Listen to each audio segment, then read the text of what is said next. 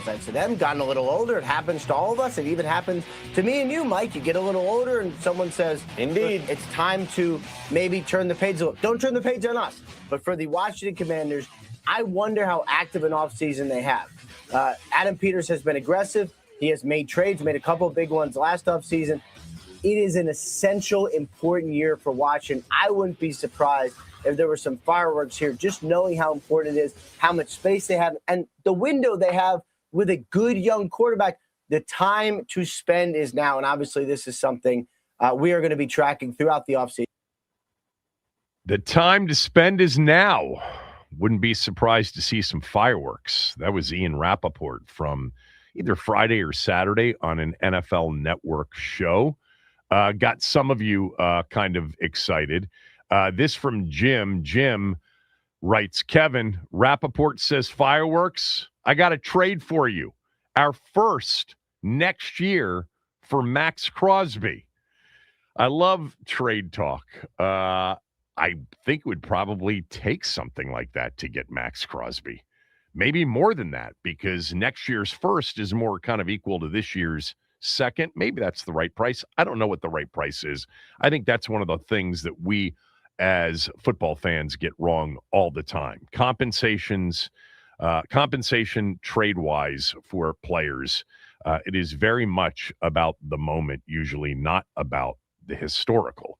Good morning, everybody. Hope your weekend was a good one. It was a busy sports weekend, but not in the way that most of us like busy sports weekends, because there was no football. I'll tell you right now, Max, I mean, it may be age. It may be, I don't know.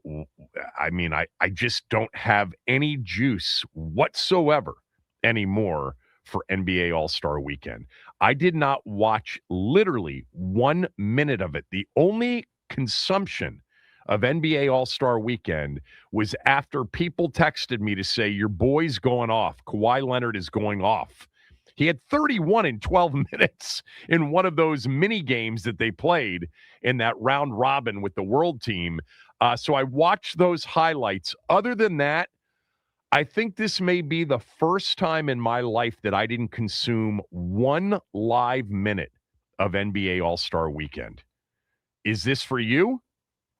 I think ditto, because for me, the NBA All-Star Game and All-Star Weekend used to be such a staple when I was a kid. Like growing up, the dunk contests were fun, and then you had 2016 where it kind of reached its climax, and then after that, every dunk contest since then has been disappointing. They changed the All-Star Game format in so many different ways to try and get guys to care, and it kind of worked. Just from what I saw and just kind of in terms of the reaction to it, people were pretty pleased with how the tournament style kind of worked out. But the nights before, like the Rising Stars, the 3-point contest, moving all of that up, because I'm so used to that all kind of starting at 8, and then it didn't. NBC wanted to get to Olympic coverage, so they moved up the start time. You know what? That's so interesting, because I was kind of watching golf in college basketball, and then I just kind of turned it to the finale of Landman, which I think I've mentioned. I couldn't stand Landman season 2, but the finale is a great finale. And my wife hadn't seen it. And so I said, she's like, do you have to watch this? And the golf was getting kind of exciting. And I'm like, nah, no worries. And so we flipped that on. But you're right, because when it was over, I actually flipped it on looking to see what was on, figuring I'd get the All-Star Game on NBC, but there was nothing on NBC. I guess it was on Peacock. Yeah, I think so. They like moving stuff around. No, look, it's these levels of participants not caring as it relates to, yes, exhibitions. I don't care anymore. I love the NBA at playoff time. I think the regular season's a tough watch. Playoffs, completely different story. Phenomenal product. I did hear that Victor Wembanyama was trying really hard in the game. Good for him.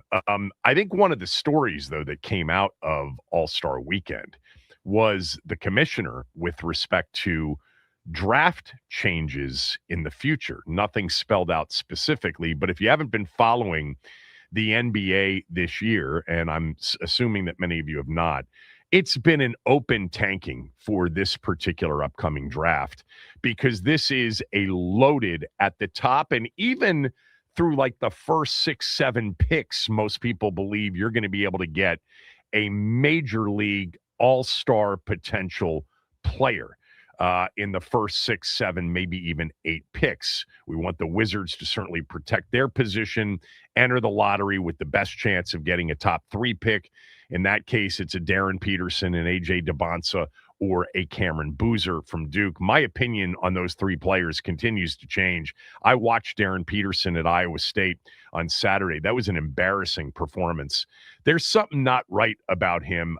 When he plays, he is truly special to watch as a scorer.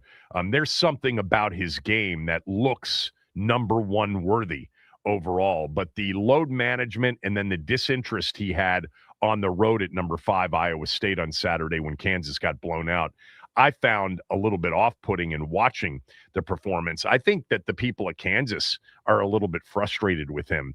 As I mentioned last week when he didn't play against Arizona because he had the sniffles, that's got to be a major due diligence on this particular personality, because if you're going to invest what a number 1 overall pick gets invested in, you better make sure you're getting a player that actually enjoys playing basketball.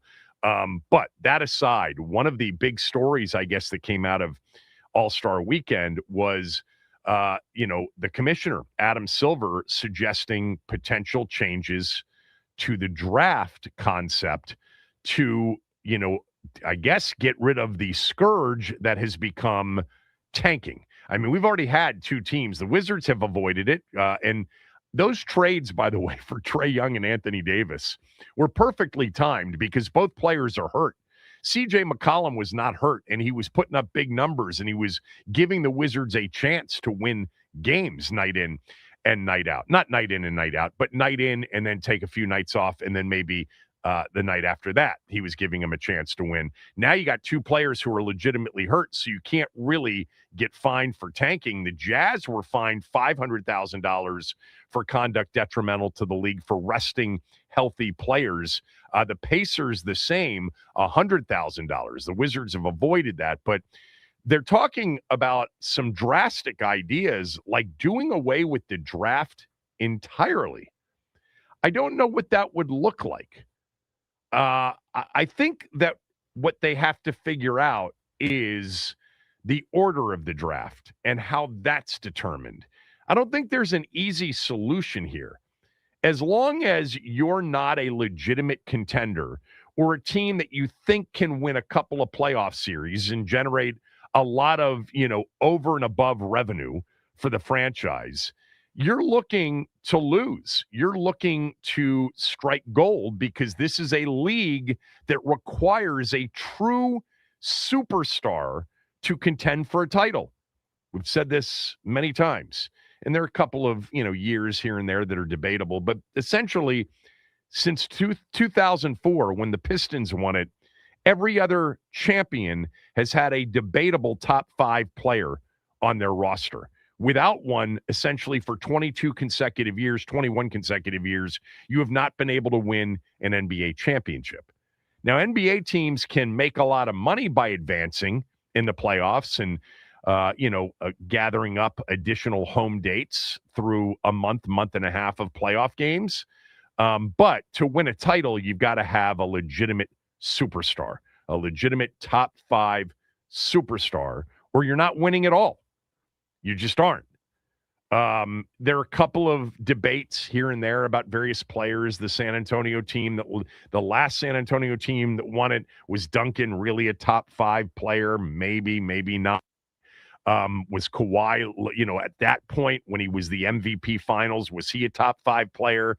Who knows? Did the Celtics really with Garnett and Pierce and Rondo, were any of one of those 3 a true top 5? You could debate it because Garnett was a first-team All-NBA player. The bottom line is you got to be able to debate it, and for 21 consecutive years, you could debate that the winning team, the championship team, had a top 5 player on their roster. I don't know what it would look like, the idea of teams, not playing for draft position, not having an actual draft, what would it go to? Territorial? Would it go to signing? And the NBA would not become baseball because baseball doesn't have the same protections, cap, aprons, etc., that the NBA has. And remember, the NBA is different because there are far fewer players on a roster. But that seemed to be a big topic. I'm going to be interested to see what comes out of it. The NBA has a problem with tanking. It's an offering to the customer that's deceiving. When you buy a ticket to watch these teams, of course, we understand injuries are injuries. But when healthy players are consistently sitting for the purpose of the team losing to get a better draft pick, that doesn't work for the customer more times than not. Adam Silver's got an issue there he's got to solve. I don't know what it is. That's enough of our NBA conversation for the day. So back to what Ian Rappaport said on the NFL Network. Wouldn't be surprised to see Washington, with some fireworks in free agency. The time to spend is now. D wrote me and said, Kevin, Rappaport says the free agency fireworks are coming. Get ready for a return to the Snyder days. This should be a hoot. Thank you for that, D. That made me smile. Although it's just inaccurate. Like, man, the Snyder big spending days of 2000 through 2009 are so far in the rear view. When Bruce showed up after 10 years of Vinny and Dan being fleeced by every agent and every free agent the league had, and every team, trying to trade with him. I mean, they lined up. They lined up for Dan and Vinny. They were the biggest marks in the league, and it was really Dan.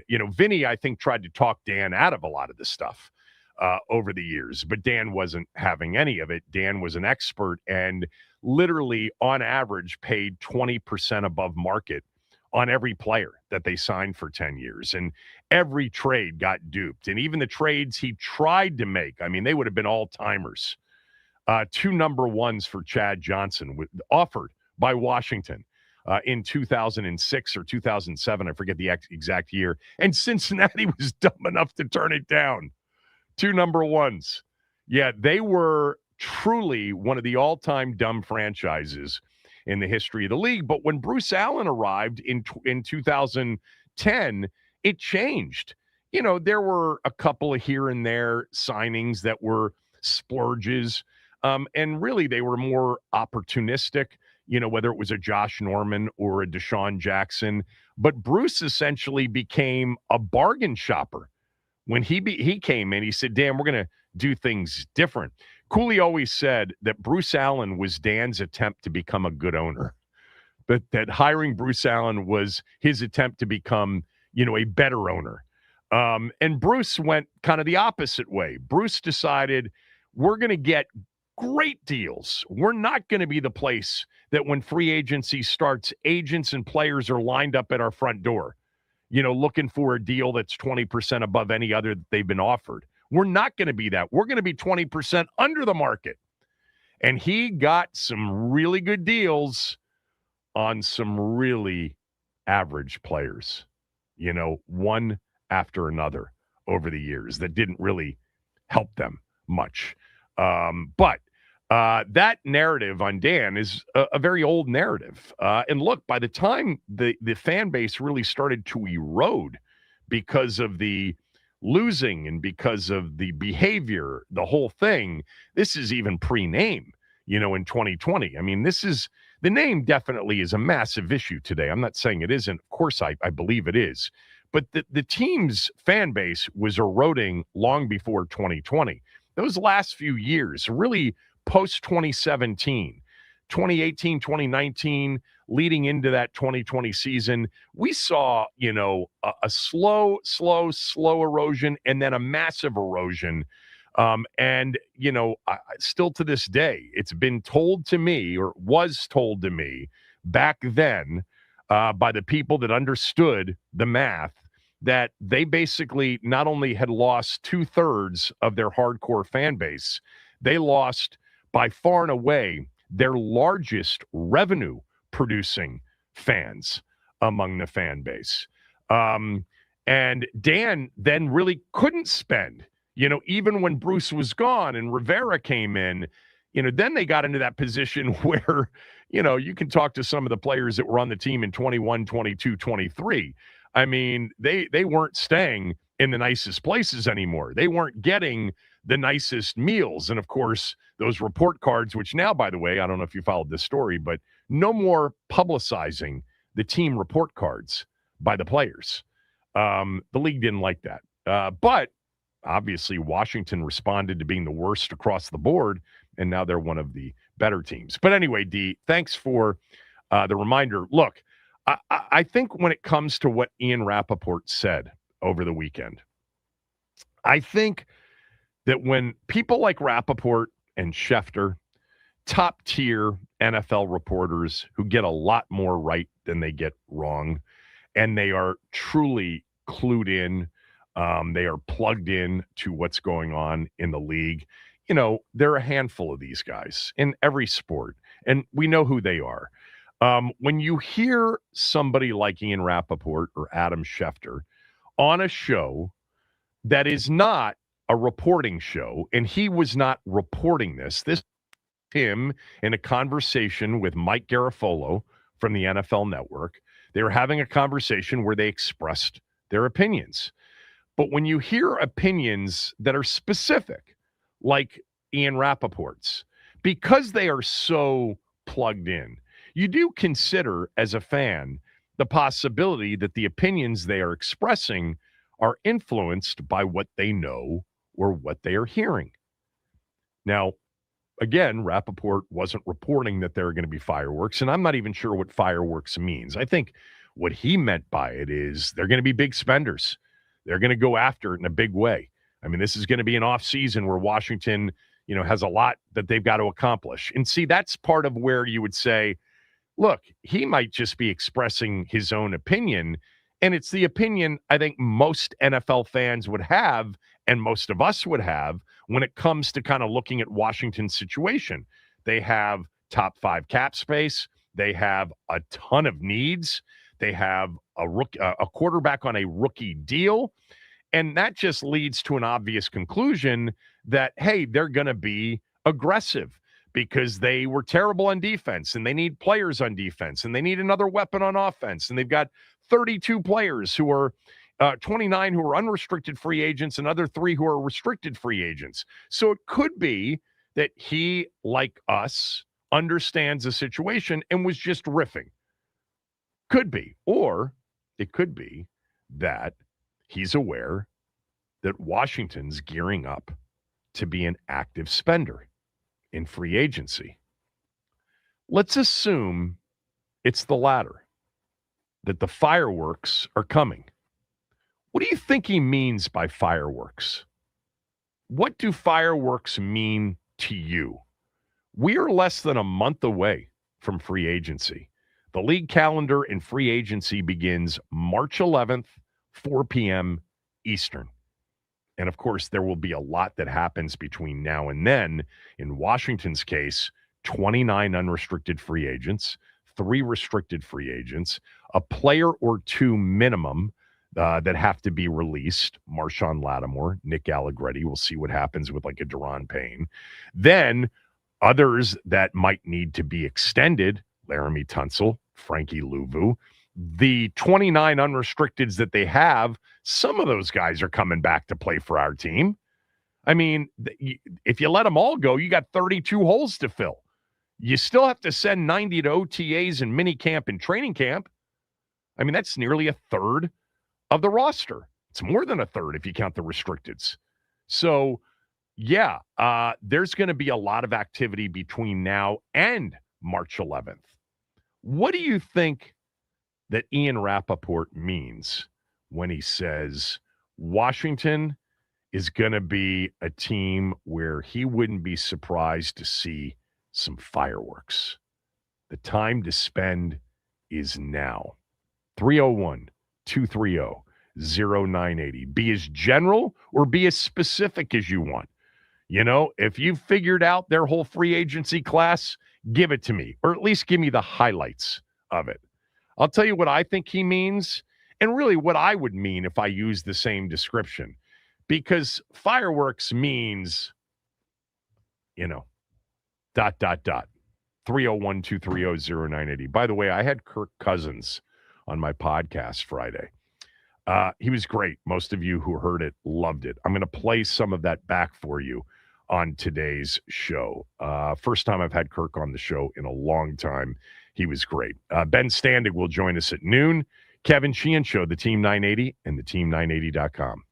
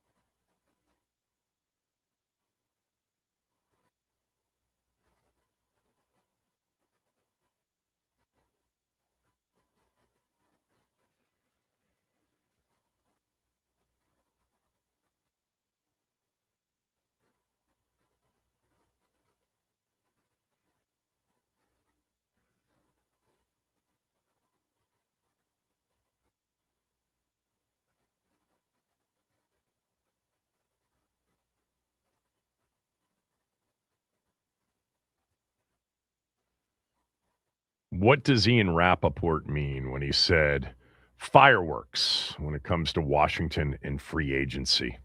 They are going to be spenders. 301-230-0980,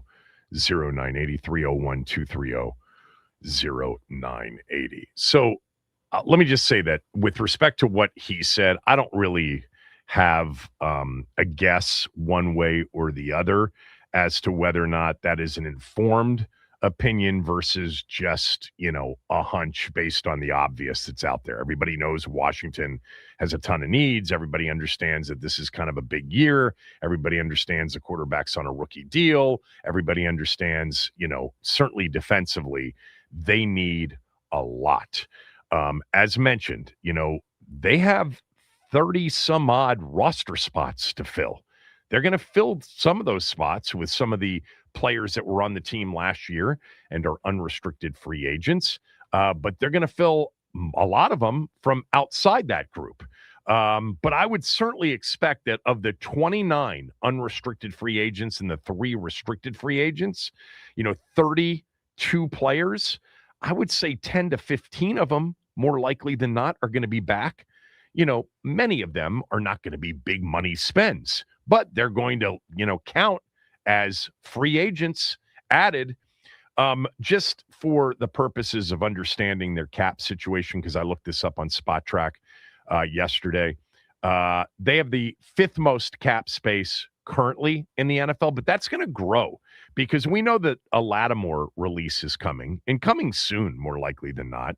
A Nick Allegretti could get released at some point. Deron Payne, we had Ben report now 2 weeks ago that it's more likely than not that Deron's going to come back on his current deal, which is 1 year left. They're not going to extend it. They're not going to restructure it. He's going to play with a $28 million cap hit in 2026, and we'll see if that happens. They've got an extension with Laramie Tunsil coming. That could actually lower his cap number, increasing the cap space Washington has in 2026. But Tunsil's going to get a contract extension. You don't want Laramie Tunsil, going into 2026 on the last year of his deal. That doesn't really make sense given what they gave up for him in the trade. And then also considering what he did last year, his performance. Washington's got about $66.5 million right now in cap space. That is likely to grow between now and the league calendar free agency beginning on March 11th. Remember this too. They've got 6 picks, but no second rounder, no 4th rounder, because they use those picks to trade for Laramie Tunsil. So that means that the fireworks, if you think like, who was it that I read it from the beginning? Jim wrote, got to trade for you our first next year for Max Crosby. Yeah, you could get into trading next year's picks for a player like that. But because of their draft pick situation, it just means that it's less likely that there's going to be a major trade like there was last offseason with Tunsil. And by the way, at the trade deadline with Lattimore, and even to a lesser extent, Debo. Free agency, by the way, I know we talked about this last year and probably the year before. It has changed a bit in the NFL. If you look at free agents, the list used to be more robust in terms of big names and the possibility of mega deals. You've had that, couple of players here or there, but the volume of players that can demand that just seems to keep going down year by year. And the reason is teams aren't letting their best players go. They're either retaining them by signing them or tagging them. And you end up with kind of a pool of free agents that are out there that lacks the sizzle that it once had. The big names, the big contracts. I mean, even now, the biggest name entering this free agency period is probably George Pickens, and he's going to be tagged. There's no way the Cowboys aren't either going to re-sign him to a long-term deal or tag him. And by the way, if he does get tagged, that'll make Trey Hendrickson, 31 years old, played 7 games last year, missed 10 because of injury, probably the most coveted free agent on the market. You just have to, when you're in this mode, as a GM, as a front office, your first question when you are pursuing a really good player, why is he available?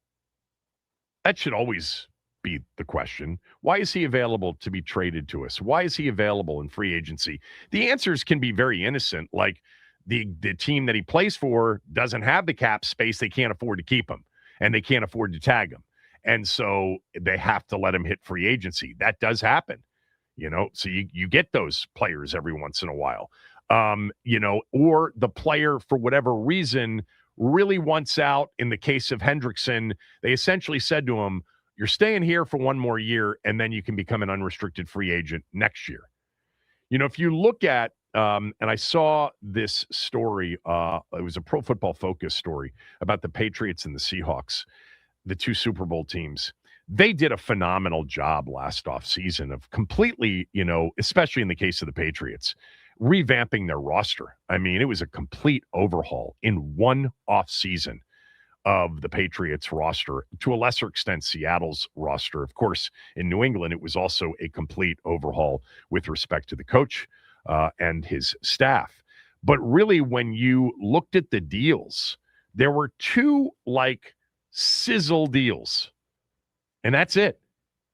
Sam Darnold, and certainly wasn't the top of the quarterback market, and Milton Williams to New England. They were legitimate, larger size deals, but it was really much more about volume over big contracts, the way they did it.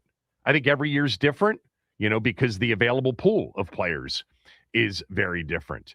But lots of cap space, not as much, ammo and dry powder when it comes to draft picks, but man, 30-something spots to fill. And we know that no less than 6 of these spots need to be filled by almost immediate starters. No less than 4 or 5 on defense, and at least 1, maybe 2 more on offense. So what does fireworks, as Ian Rappaport, even mean to you? 301-230-0980. So for me, this is what it means. For me, it means no less than 3 multi-year sizable deals for guys that would be considered top 25-ish free agents in this cycle. Get 3 of those players. We'll talk about some of the players in a moment, but get 3 of those. And then it means, no less than another 7 to 8 minimum, perhaps more. And I'm talking about outside, not from their own, because what they do with their own will create, how many do we need? And remember, there is a draft, and there are undrafted free agents, of course, will fill out the back half of the roster. But to me, it means no less than another 6 to 7, I'll put it in that range, shorter-term deals for guys outside of most of the top 25 free agent lists. Players in the top 25. A guy like Isaiah Likely, tight end, Ravens. I think Washington needs a pass-catching tight end. I really think they need a pass-catching tight end. A Cade Otton and Isaiah Likely. The Kyle Pitts thing, I think there's going to be a chance that Atlanta tags him. There's also some red flags around Kyle Pitts. He's not the most willing of blockers.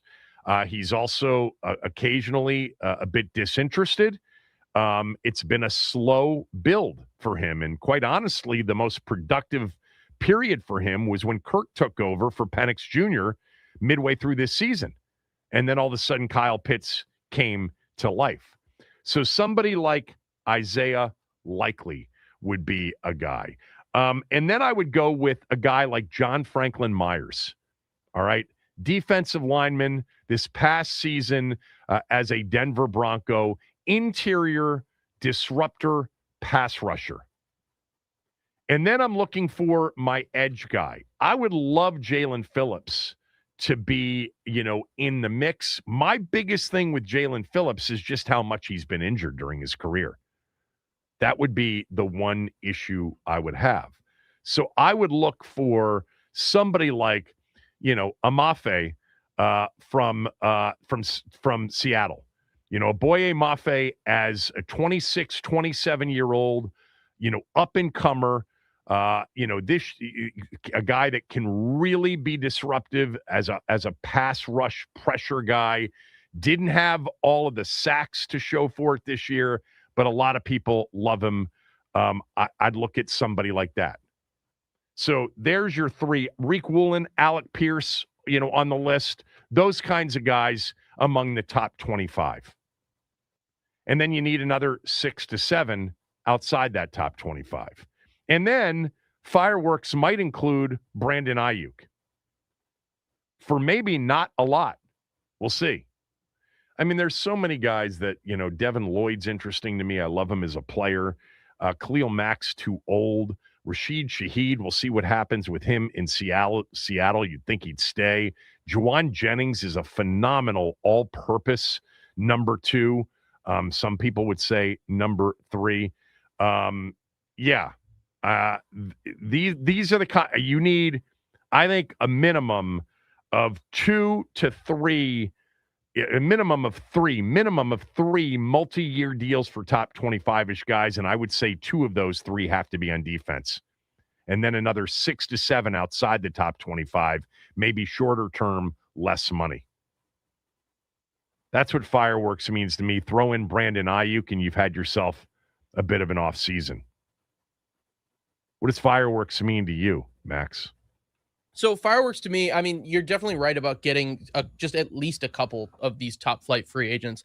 Alec Pierce, I think, is a good fit for us just in terms of adding another weapon on the offense, because I don't think that Pickens is going to be going anywhere. But Odafe Owe is an interesting name that might be available at the edge spot. So getting a veteran guy like him to come in, I think he had how many sacks? I think 8.5 sacks last year. Owe had like 7.5. 7.5. Yeah. But yeah, I think that on might a very good defense. That too. But I think also Tariq Woolen would be a very interesting name to bring in on this defense. But yeah, just a couple playmakers that I think can raise the ceiling, and like you said, a bunch of depth signings that raise the floor as well. 301-230-0980, 301-230-0980. Ian Rappaport said fireworks when it comes to free agency for Washington may have just been an opinion, based on something he knows or he's heard. What does fireworks mean to you? Let's start with JYD. Go ahead, JYD. Got to turn down your radio, Kevin? JYD. You're an experienced caller. Okay. Well, the first thing I would say is that it just means that they are going to spend more money than what they did last year or whatever, and they're going to have to go in there, and whenever you have to spend, because everybody knows, agents know that you need, people know that you're dealing not from from any strength. Well, so yes, they're going to have to go out there and they're going to have to light the match and spend some money. Now, of course, I don't consider this free agency thing really that great a year, really, or whatever, because you got guys that are not, they're older, whatever. Hendrickson, if you go out there and take a chance on him, or whatever, you might sign him to a 2-year deal or something like that, and put most of the money up front or whatever, rather than the backload it or whatever. I think they certainly gonna need a running back, and I think that Kenneth Walker is going to be available. They did say, Seattle did say they're not going to use the tag on Kenneth Walker, so he may get a chance to test free agency. I'd be surprised if the Super Bowl MVP isn't back with Seattle. Thanks for the call, JYD. One of the things, and I meant to mention this, and this is where, what they do over the next, it's going to be over the next 2 months. And trust me, what happens even after the draft, we're Right now, you're 2.5 months essentially away from the draft. What happens after the draft will be a big deal as well. But really, the next 2 months leading up to the draft, we're going to know a lot of what they did. And I think one of the things just to be aware of is we don't know what they think about some of their existing guys.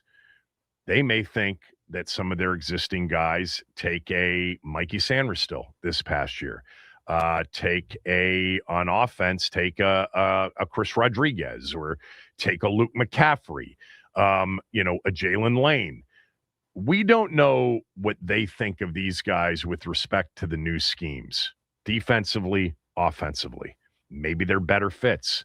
Maybe David Blau really sees, Terry and Jalen Lane and Luke McCaffrey and one other guy, you bring back Debo, or one other guy as, good enough. Maybe he doesn't think he needs a running back. I mean, they keep talking about Bill here in this offseason.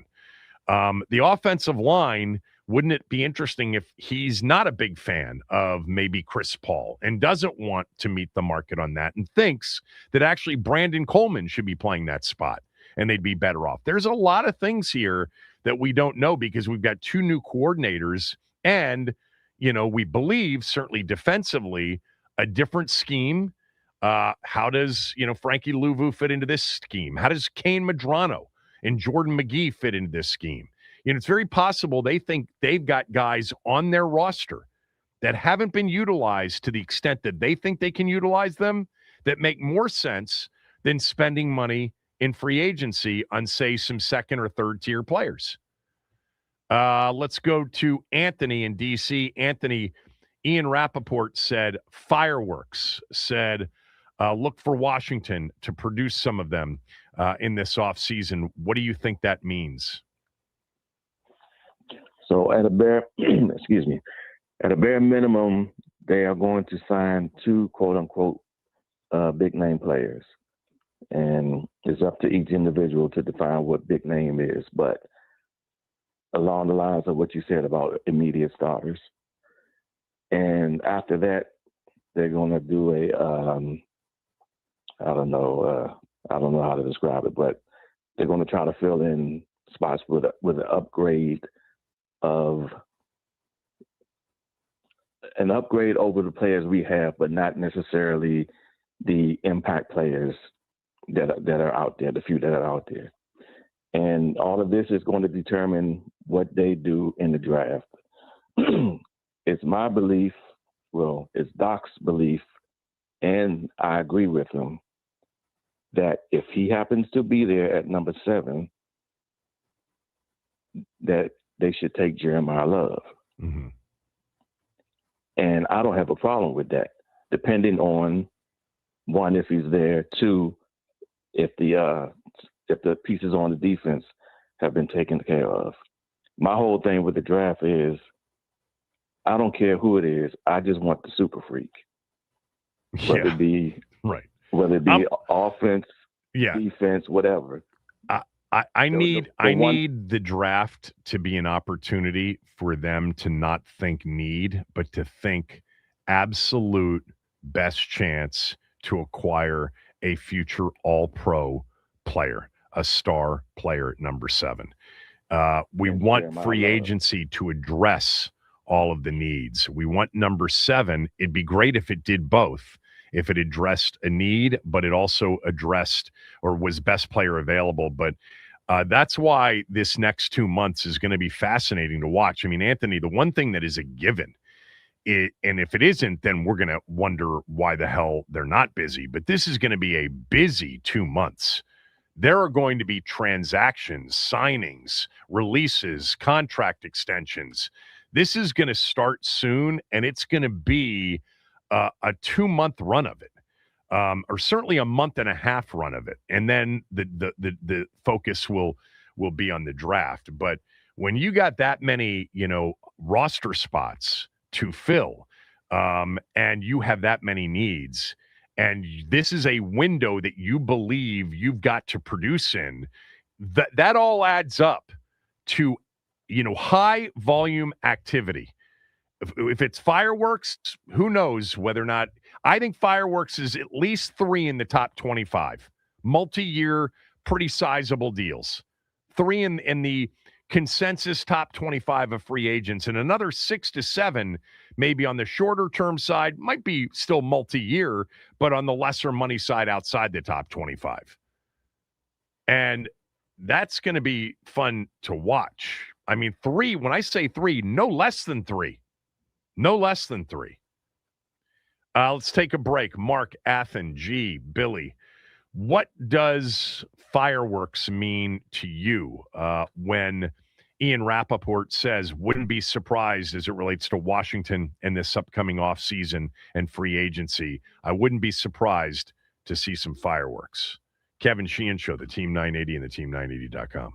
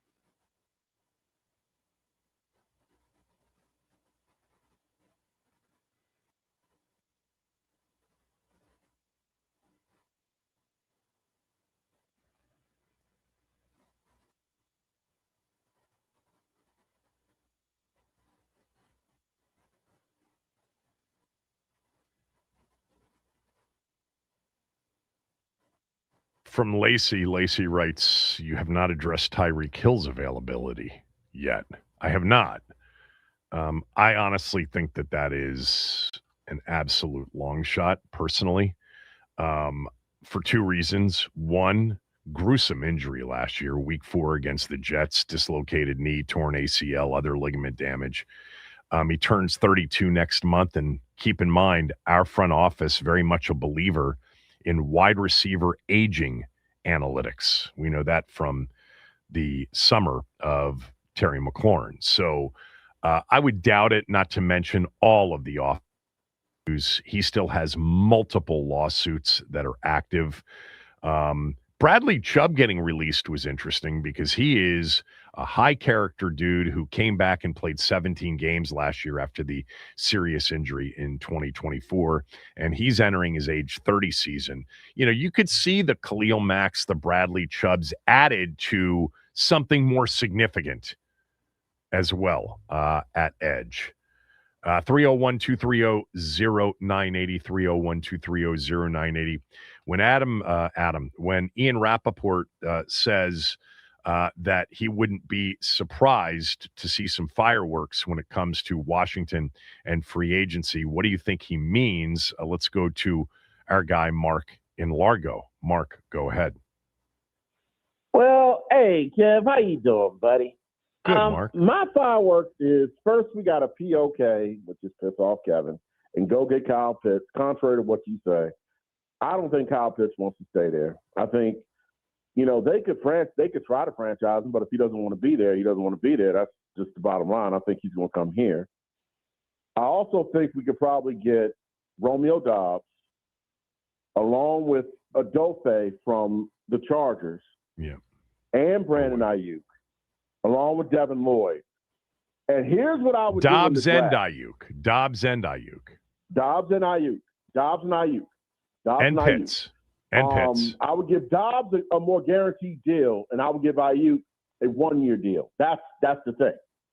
See, I think that fits anyway, the Kevin. situation. Dobbs is going to be a sought after free agent in this market. He's going to get a multi-year deal. Right.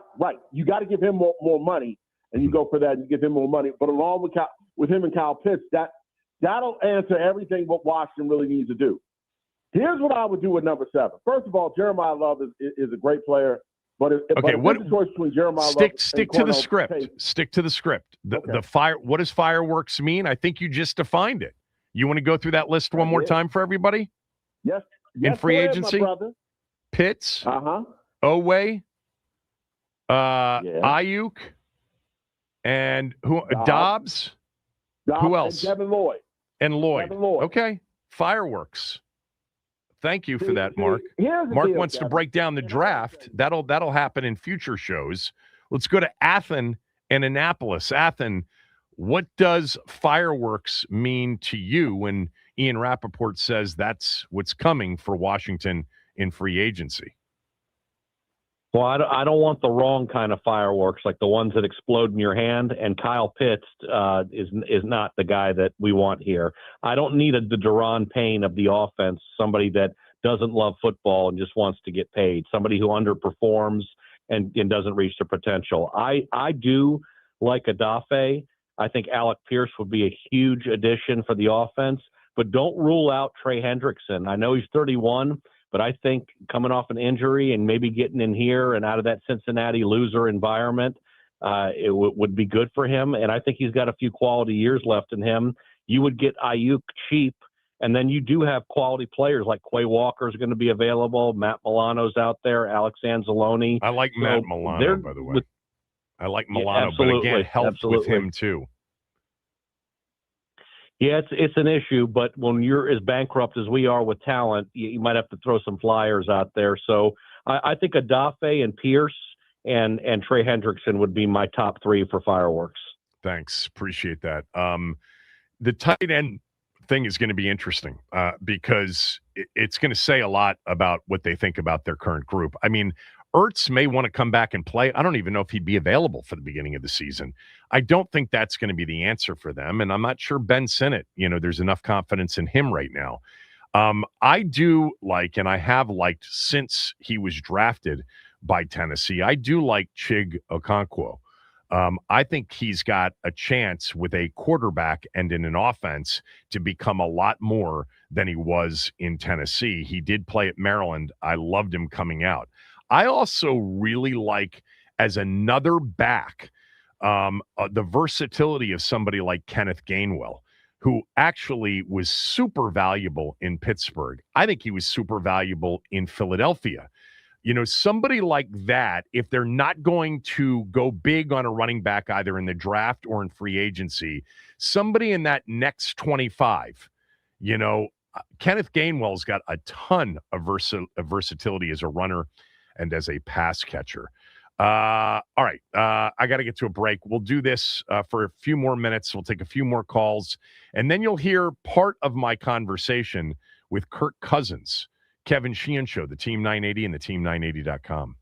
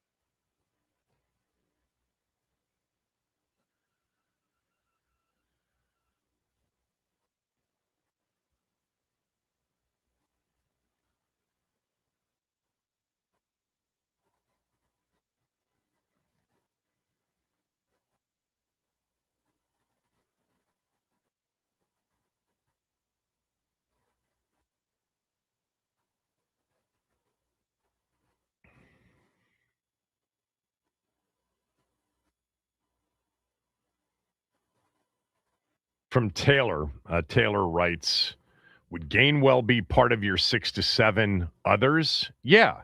I mean, I want to know what their thoughts are on their running backs. I actually want Chris Rodriguez back as a restricted free agent to be there with Mick Nichols, who they could re-sign, and I don't think that's going to take much, along with Bill. But if they felt like they needed another back with versatility, Gainwell would be a guy that would fit. I also think, a guy like Rico Dowdle or Javonte Williams, both of them are free agents. We talked about Williams last year in free agency.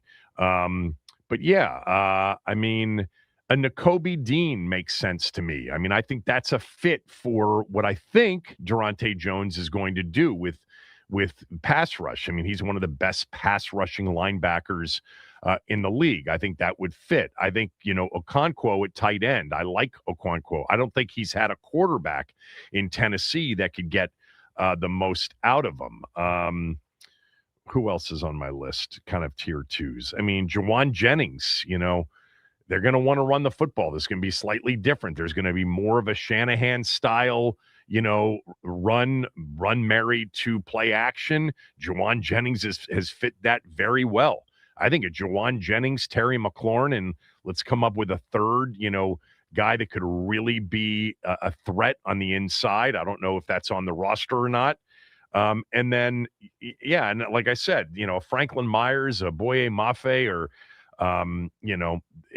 Trey Hendrickson. They need clearly edge, pass rusher, front seven defensively in a desperate way. When we had Ian Rappaport say over the weekend he wouldn't be surprised to see Washington's offseason include fireworks, the time to spend is now. What do you think he meant? Let's go to G. G, go ahead. Ian Rappaport saying that ain't jumping out the window because everybody know that Dan Quinn, Adam Peters, all of them on the Budweiser hot seat. They know our roster is terrible, and we need a lot of fireworks to make us viable. So that's not jumping out the window. But one thing I will say, I got them fireworks better come Max Crosby, trade for Max Crosby, because that contract ain't going to hurt us too much as people think. We need a defensive player like that to save Dan Quinn's job because we ain't got nobody on the roster like that, and I don't think he can rest his laurels on drafting a rookie defensive player. I just don't think they have anywhere near enough ammo to get Max Crosby. This is next year's first plus, perhaps something equivalent to this year's first. Like, Have you seen Max Crosby play? Yeah, I've seen Max Crosby play. I'm just saying they don't have enough draft capital that other teams would have to get him. I'm not saying I'm disinterested. I'm interested. I just don't think they have the draft capital to go get him. No, I think it's the perfect timing because the Raiders been in purgatory for a long time. He don't want to stay in purgatory. I think it's perfect timing with Mark from Largo's little suggestion with Kyle Pitts. He needs to change the scenery. Tight end is Jaden Daniels' security blanket, and at 25 years old, Kyle Pitts can come out here because we watched him at Florida. He was animal. Everybody ain't ready right away. Everybody ain't mature to be that superstar. And I think he would do real well here because of the quarterback, Jaden Daniels. So I see them fireworks is going to come soon. I don't want Hendrickson because he's older than Max Crosby. Right. I would go jump out the window with Max Crosby, no doubt, because he's one of the best players I've seen play in years. He's really good. Again, it would require maybe, a first or the equivalent of 2 firsts. I don't think they have that to trade to the Raiders. Let's go to Billy. Billy. What? How many times have we talked about we don't know how to establish what's a good trade value? But you know enough about Max Crosby that the market would be a big one. Let me ask you a question. Are you suggesting sending number 7 overall to the Raiders for Crosby? Hell no. I would want do whatever, do the future first rounder and whatever else they asking for Max Crosby. And I'm with you. Draft the best available in this draft. Defensive. I'm not giving up on Bill already because we was already talking about he could end up being like Kenny Walker Jr. So I'm best available and we good. All right. See you. Billy in Chantilly. What does fireworks mean as Ian Rappaport described? Kevin, you started to pick me up there. I thought we were going to do a three-way call with G. That would have been amazing. G's one of my favorite callers, as you know, one of our my favorites most passionate, too. One of my favorite guys out there by far. Caller. Yeah, without a doubt. First thing, obviously, the fireworks is they're going to change their name. They got to get away from the Schneider name. It's got. I don't think Rappaport was referring to that. He was talking specifically about free agency. Can they acquire a new name in free agency? I don't know. All I know is they got to change. We'll look into that. This name. We'll look into that. What do you got for real? Look, you get Hendrickson. The top edge rusher, and then you take Pierce. Alec Pierce has a lot of mileage left on the tires.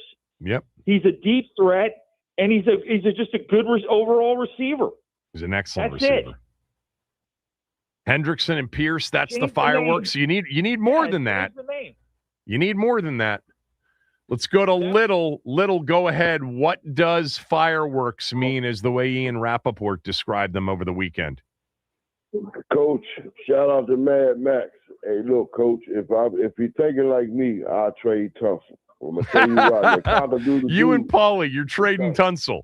Right. Hold on. Hear me out. Yeah. Cock-a-doodle-doo. I'm listening. Shot my man down from Oregon.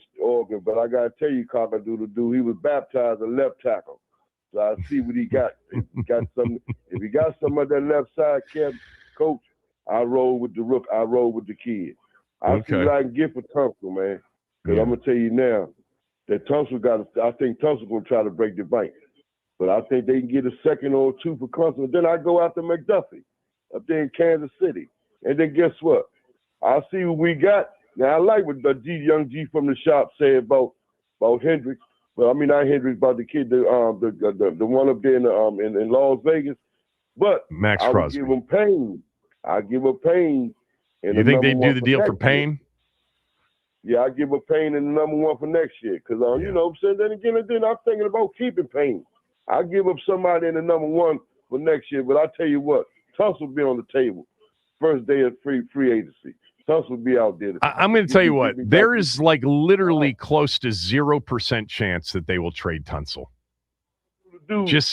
I'm not saying that you can't have that opinion. It's fine. You and Paulie believe that you could get so much back for Tunsil, but then who's going to be your left tackle to protect the future of your franchise, the current and the future of your franchise? They invested in their quarterback when they traded for Laramie Tunsil. I don't think they're going to rid themselves of Tunsil after he had a top 3-year pass protection-wise for left tackles in the game.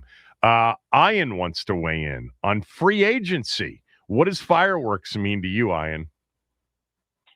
You know, when you did this topic, I thought of you thinking that let's not overpromise and underdeliver, one of your best Kevinisms. And I know that I think there's a lot of discussion around what they're going to do. I think the only thing that would really move the needle is getting all pro players with multiple years left. And to me, the only player that fits that bill is someone like Max Crosby. And I would give up this year's first or this, because that's the only player where you feel like they are in their prime, you have multiple years of control, and they are someone that actually impacts the game. I don't want Brandon Ayuk. I don't want stupid players, somebody who voids $25 million of guaranteed money and drives 100 miles around the 49ers stadium. That's a player that I would avoid even more than Tyreek Hill. But to me, the answer is very simply Crosby. That's the only player I can think of that is that impactful immediately. I don't think I'd give him number 7 overall, but if the package to me, and again, this is where we just are always wrong and by miles usually, but like next year's first combined with a third and a fifth and a player from this year, something like that, sign me up, because to your point, sure, I want definites. I don't want on the comes. Yes. And Max Crosby is a definite. Max Crosby changes the way teams have to play you offensively. And then if you with your free agency dollars, Crosby would take up some room with the deal he signed last year, but you'd still have plenty of room left. And you add a Mafe, you add a Franklin Myers, whatever it is. And that would be fireworks, no doubt. I just don't think they're going to have the dry powder that other teams are going to have if, by the way, the Raiders actually make them available, which is a big if. Thank you, Ian, for the call. Appreciate it. When we come back, I had Kirk Cousins on my podcast on Friday. Spent an hour with him. You're going to hear about 25 minutes or so of it. He was excellent. That's next.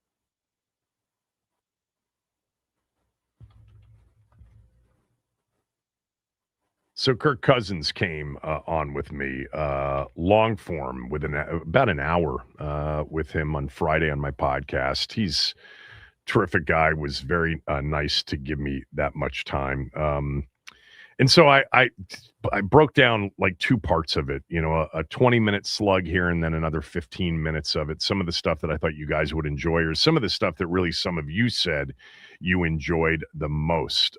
It starts with me, and you'll hear the setup and the question, but it starts with just kind of talking about, you know, kind of weirdly, the polarizing player that he's become in the league over the last 10 years. I think you have been one of the more interesting players of your era from this perspective.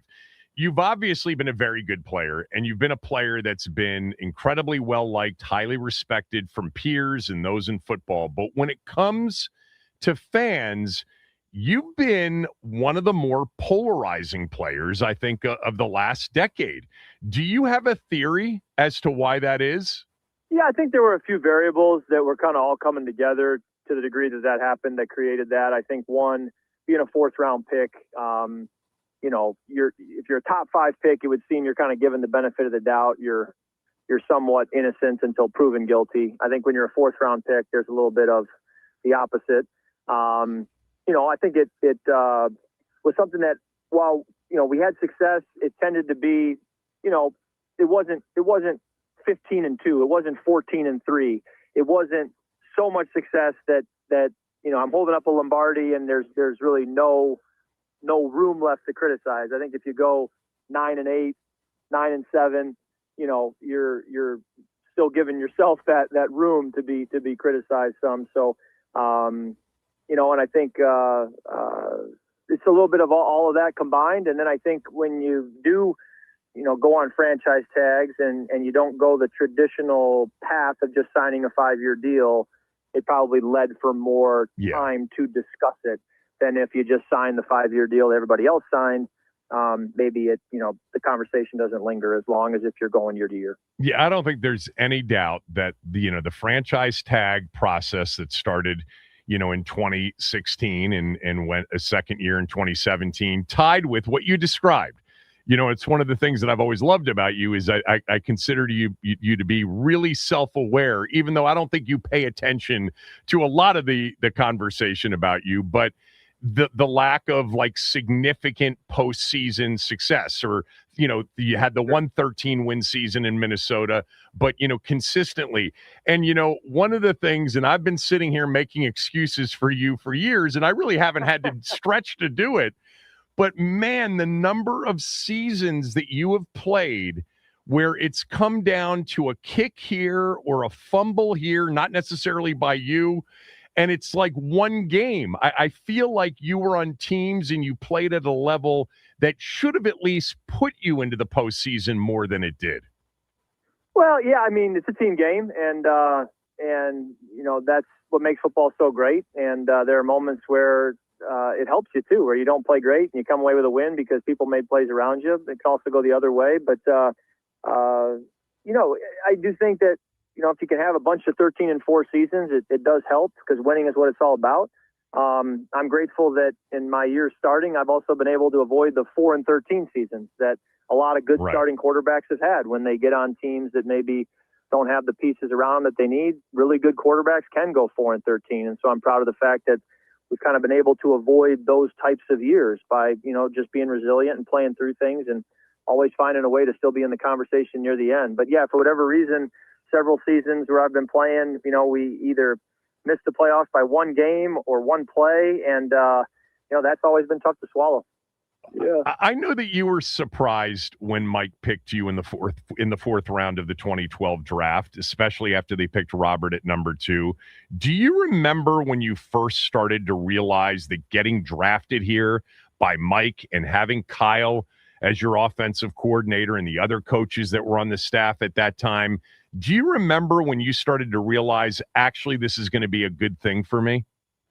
My dad would not be considered a football guy, but he does have an ability to just have a sense of where things are going, maybe just a sense of human nature or a sense of leadership. And about a couple hours after I was picked, my dad said, because I was a little bit disappointed, it felt like a dead end being picked by Washington. And my dad said, Kirk, Mike Shanahan picked you. And he not only picked you, he kind of went off the reservation to pick you. Right. So that means he really believes in you and was willing to kind of stick his neck out to believe in you. And he coached John Elway. He coached Steve Young. He worked with people like Mike Holmgren, and he's in a system with Bill Walsh. And so everywhere he's been, there's been offensive success. And I think if he's like doubling down on you, that's a really good sign, even if it is a dead end. That's a really good sign. And then he pulled up somebody who's, I don't even know who it was, but someone who was fairly knowledgeable about systems and offenses and coaches and players, had made a comment before the draft that Kirk wouldn't likely go to Washington, but that would be the perfect place for him from a system standpoint. Knowing Kyle Shanahan and the system he coaches, that would be a great fit for Kirk's style of play. And so my dad sent me that comment as well to make the point that it may be a dead end, but it is a really good fit. And time proved him right. And it changed my entire trajectory of my career, the fact that I went there, even though at the time I thought it was a dead end. So I want to flush some things out about your time here, because many have had very different opinions about a lot of different things involving you, because you were polarizing here, just like you were in Minnesota. And I'll start with this. I think people have had the impression over the years that the quarterback situation during those years was chaos. Dan and Bruce loved Robert. Mike and Kyle loved you. You and Robert didn't necessarily get along. What's the truth about those days? Well, I don't know that I was necessarily ready to play right away. So I think it was in my best interest to be able to be a backup. And the opposite is true for Robert. I mean, he showed he was ready to play right away. And I'll never forget week 1, rookie year at the Superdome. I'm the backup. My locker's next to Robert as we're getting ready for the game. And I mean, I was a play away, I guess you could say, but I wasn't exactly disappointed that I wasn't starting, in the sense that I felt like this is a big stage. We're going up against Drew Brees. Like, probably best for me to ease into this thing. And then to watch Robert do what he did that day and that entire season, I was really in awe of the no fear and just the fierce competitor and his ability to go out there with confidence as a rookie and play like he belonged and like he had been there for a long time. And I took a lot from that. And you talk to Kyle Shanahan or Matt LaFleur to this day, they'll tell you that it was really impressive what he did with a lot of pressure, a lot of expectations on a big stage. It was not too big for him. And so we'll always say that. And so I look through it as really, he was such a larger than life, player and person and brand that I kind of just wanted to stay out of the way. I didn't want to be someone who was pulling on him or asking for things from him. And so I just tried to not be a distraction and just tried to kind of stay in my lane and make sure that I wasn't trying to be someone who was getting things from him, because I'm sure he had plenty of those people. And so it was also really helpful to come into meetings, and Kyle and Matt and Mike, they have to teach to a rookie as a starting quarterback. So everything was getting taught at a pace that enabled me as the backup to learn it alongside the starter. Whereas if you go into a room with Joe Montana in his 12th year as a starting quarterback, it's going to feel like, you're just getting talked right over your head, because they're not trying to teach to you. They're talking to a guy who's been there for a decade. So it did me a lot of service to be able to have it taught to us at a pace that we could learn it the right way. And then when Robert got hurt, that also afforded me the opportunity in the offseason to get so many reps with the starting offense and get a lot of experience through OTAs and training camp. So there were a lot of things out of my control that just kind of fell in place that helped me behind the scenes to develop and get some of the things that you need as a quarterback to make it in this league long term. So let's fast forward to 2015. You win the job in training camp. Jay's always said you can't fool the locker room. The decision was easy. You guys start out 2-4, a little bit rocky, and you've got Tampa coming to town before a bye week. And on the other side of the bye week, Kirk, if you remember this, it's the Patriots in Foxborough. Now, Jay's told me that he believes his job was on the line that day. Did you think you were playing to keep your starting job? I don't know that I said that to myself in the moment. My wife will tell you that she knew that because she was listening to the outside noise, because she loves football. So she loves the entertainment, and she has an ability to hear all the criticism and not let it ruin her day. So she loves it. She engages with it because it doesn't get her down. So she had heard, basically that, and she still uses the term to this day, that it was a quote unquote code red. It was. That's what Jay called it. Yeah. Kirk better play well or we're done. So, you have a bye week after the game, and looking back now as a seasoned veteran, you know what that means. At the time, I think I was ignorant enough to just take it one day, 1 week at a time. But yes, looking back, I would have probably been benched had we, not come back in that game. So I remember fumbling to go down 24-0. They returned it for a touchdown. I'm pulling grass out of my face mask as I walk back to the sideline and getting boos from our home stadium, which were deserved boos. And just sitting down on the bench, I remember the thought crossed my mind that maybe I've surpassed my level of competency. Maybe I am a backup in this league, and I've found my ceiling. And by failing as a starter, it tells me that I'm not good enough to do that. And so I'm grateful to be able to be a backup maybe in the years ahead, and that's my ceiling, and it's nice to at least know that. And in a way, that probably just took the pressure off, and I just kind of let go, thinking that if I'm a backup, I'm a backup, and that's okay. And we went out there and we scored the next drive, and it was 24-7, and then we scored again in the third quarter, and now it's really within reach, and our defense was getting stops, and next thing you know, we win the game 31-30. And for whatever reason, at the time, going the bye week, I just thought that was one win. We got to do it a whole lot more up ahead. But for whatever reason, it felt like that game kind of put the wind at our back and changed the tone of the season, the course of the season, and gave us the confidence we needed to go on a run. By the way, correct me if I'm wrong. I think the first score was actually a zone read that you kept and scored on. It was. Yeah.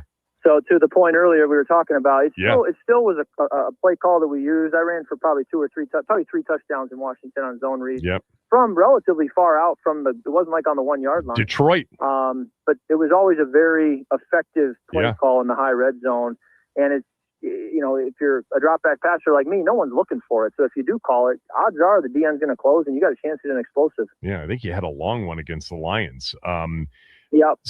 From that moment on, I mean, the offense really took off in 15, 16, and really in 2017, if you don't have all those injuries to the offensive line, it's going to be another prolific offensive season.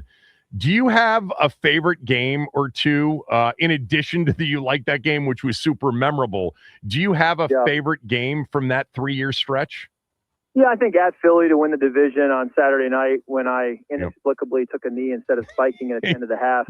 Jay doesn't blame that on you. He blames it on Pierre. Yeah, I think it goes a lot of different directions. Okay. Colt McCoy made the best point. We were at practice later that next week, and he said, Kirk, one time in practice in Cleveland when Eric Mangini was our head coach, we were repping a situation like this. And I knew to go spike it, but we huddled. The clock was already stopped, and so we huddled, and I came out of the huddle, and because we weren't rushing, when you spike it, you're always in a hurry and you never huddle. The reason you'd be spiking it is because the clock is running. Right. And so it's really odd to spike it out of a huddle. And so he said, I think you just did it because your instincts as an athlete innately are to calmly walk out of a huddle and just take a knee. So you were just doing it on autopilot when really, spiking it would only ever be from a non-huddle. So that made sense to me and was kind of explained why I did such a silly thing. But to win that game and play the way we did with so much at stake on the road was a big one. I think beating the Packers on Sunday Night Football the next year, I thought Aaron Rodgers was Aaron Rodgers that night. So, it's not like he had a bad game. So to go toe-to-toe with him and play at a level that enabled us to win was a really fun one. And, the London game was tough that year at the Bengals. It was so fun to go out and kind of spread it around and light it up and move the ball up and down the field and just compete. And I always remember winning at Seattle in 17. We were pretty thinned out on the O-line and finding a way to win there, even though it was ugly. So a lot of fun games. And, it really built the foundation for me as a player to have those experiences. Yeah, I had the Dallas Thanksgiving Day game, which you guys did not win, but I think you had just an outrageous day. And I think Dustin missed a couple field goals and the defense couldn't get off the field, but that was an electric atmosphere on Thanksgiving Day. But the Seattle game was the other one I had written down because you guys basically went in with like 3 or 4 offensive linemen that hadn't played. Do you remember your 2 big throws, who they were to on that final drive? Yeah, I remember throwing to Brian Quick right. when it was like a little inside slant and then a double move to go out to the red line. And then Jay Gruden gets a lot of credit because we called seams and then the outside receivers were supposed to run comebacks. And I look over to the sideline as Jay's giving me the signals and he says, or maybe he said in the headset, he said, give Josh Doxson a go ball. So basically, audible to Josh to change his route from a comeback to a go. And that was such a great call by Jay. He had such a good feel in game for how to do certain things based on how they had been defending us. And so sure enough, I, at the line of scrimmage, changed it quickly to give Josh a go ball. And then he made an unbelievable catch to get us down to the 1 yard line. And then we ran it in. So we loved it when Jay would have those little, subtle changes to make that were the difference maker. Yeah.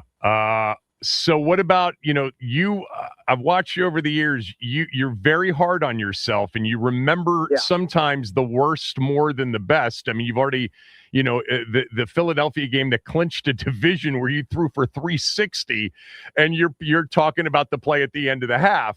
So hit me with a game or two that were the roughest for you here. Yeah. I think first one far and away would be the Giants at home at the end of the 16 season. We didn't play a great game. We didn't seem like we were attacking the same way we had been during the season. I didn't play well. Steve Spagnuolo's pressures kind of unsettled us, and then the final drive of the game still had a great chance to win it. Our defense played awesome that day, and then throwing interception versus 2-man, leaving the ball. Didn't lead Pierre Garçon enough across the middle, and that one still haunts me to this day. It was a difference in making the playoffs or not, and it was just a difficult ending to what would have been a really special season. So. It's plays like that and moments like that I think then left the door open for a lot of criticism. And if you go out there and go down and score in that moment and win that game, maybe it's different. So that's where you say, hey, the ball's in my hand and I made the play or didn't make the play, and I got nobody to look at but myself. I'm wondering if you guys beat the Giants at the end of 2016 and go to the playoffs, even if you lose in the first round of the postseason, rather than the season ending the way it did in very disappointing fashion. I'm wondering if you think there would have been a better chance that Dan and Bruce would have come to you with a better offer that would have led to you signing it and staying in Washington. Maybe. Honestly, if we're doing that, I can take a different route. I think 2015, after that season, was probably more when they were still kind of trying to figure out if I was worth it. And that's fine. I basically had done it for 10 games, and so I understood their concern. And my agent said, we're happy to play on the franchise tag. I don't think that's a negative for us. So if it's a kind of a way for both sides to kind of have some time to figure this out, this could be a really good thing. So that's how we viewed it in 16. My agent did call in May of 2017, and he said, Kirk, the offer they just sent is an offer that says they're ready to do this. So he said, if you want to do it, they're ready. There is no lowballing you anymore. Those days are over. Like, they're ready to do business. So if you want to, you can. And that was when then in July, I went on the Sports Talk and did the show to explain why I wasn't ready to do business, because I said, Sean McVay has left and there's a lot of unknowns, and I don't know that it's best for me to lock myself in with a lot of changes happening right now. Let's see how this year goes and kind of go from there. And so I don't really view it as they didn't, give me the offer. It was more the year before where they were still unsure. Right. Everybody understood at the end of 2015 that offer was a lowball offer, and anybody that could do second grade math understood why you decided to play on the franchise tag in 2016. But after 2016, the offer that got reported anyway was $53 million guaranteed from Washington. And that was an offer that ultimately was $30 million less than what you would get a year later from Minnesota. Yeah, and that's, again, every year it's going to go up. So, no, I didn't really take that too personally. I think Bruce was trying to make the point that, hey, we're here to do business now, and he doesn't want to. And that was true. I basically said, yeah, I appreciate your guys' willingness now to do this, but I'm at a place now with Sean McVay leaving where I'm better off just kind of playing this out and seeing where it goes. I still thought that meant that Washington would be there for me after the season, not realizing that they can't just wait on me and be left at the altar. So what I do regret about the Giants game as much as anything, and Sean McVay would disagree, is I felt if we win that game and we're in the playoffs, Sean McVay doesn't become a head coach.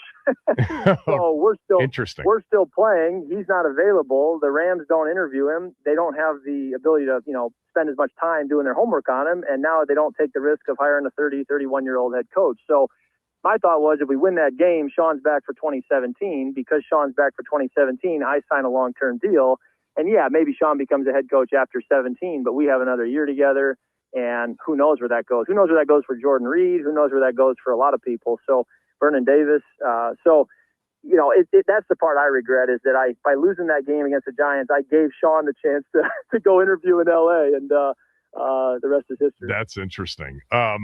Remember, Kyle has admitted that he wanted you, in that first year and was going to wait for you the next year. Why do you think ultimately, with you on that second franchise tag? I mean, I'll tell you, as much as I loved you, I advocated, well, if you're not going to sign him long-term, he's going to hit unrestricted free agency, you should trade him right now. Yeah, I think Jay probably to this day, Jay says that same thing, I think. Exactly. And why do you think you weren't traded? That's a great question. I don't have a good answer. I'm confident at the time they probably weren't going to trade me to Kyle. I think that was probably off the table. That was where I would have wanted to go if possible. And so, maybe they didn't have offers that made sense to them. I don't know the answer to that. I guess it's not a question that I really could speak to. Kirk Cousins joining me over the weekend on my podcast, playing some of it back for you. You know, the opportunities they had with Kirk and Trent Williams in particular, those two players, to lose both of those players for, in essence, maybe a fifth of what they could have extracted via trades was truly horrible roster management by the last group. Some really interesting things that he said in there. I actually thought what he talked about with respect to 2012, the true sort of understanding that Robert Griffin III came into this league, man, confident, charismatic, and ready for that moment. 100% ready for that moment. And not to mention he had a head coach and the head coach's son, who was the offensive coordinator, who designed a scheme that really hit on what he was good at early on and limited the exposure to what he wasn't good at. I've said something over the years many times as it relates to Robert and, you know, Robert's group essentially getting Dan to push the Shanahans and all of the good coaches that were here to the side, that he really got terrible advice or acted on his own advice or own thoughts poorly, because it was the best situation he could have been in. If he had stayed here, what he wasn't good at and what he needed a lot of development in to become a more all-around quarterback, those guys were the best to get it out of him and to coach it into him. Of course, that opportunity never had a chance. All right, there's one more 12 to 15 minute slug from Kirk that I want to play for you, because he talks about a couple of the players that he played with here, but then had a great explanation about the Shanahan coaches, the Gruden coaches that he's played for, that he's been exposed to, and kind of what the differences between all of them are. That's next, after these words from a few of our sponsors. Kevin Sheehan Show on the Team 980, the team980.com. I do want to mention that if you are in the market for HVAC fixes or new systems, Foley Mechanical is the call that you should make. We had issues about 6 months ago with our HVAC. We called Foley Mechanical. Dan Foley, who owns Foley Mechanical and owns 100% of the company. It's not a franchise. It's not some big private equity firm or owned by a big private equity firm. He came out, dealt with all of us directly, and took care of it. He controls the quality from the equipment and the people that he hires to what they do. They are professional. They're skilled. They are really smart. Foley Mechanical does it right. They're a full-service heating, air conditioning, hot water, and boilers company, and they're the go-to in town for older homes with radiator heat, a real specialty. They work across the DMV, DC, Maryland, and Virginia, and they proudly install Amana HVAC equipment. If your system needs help or you just want it done right, call Foley Mechanical and tell Dan that I told you to call.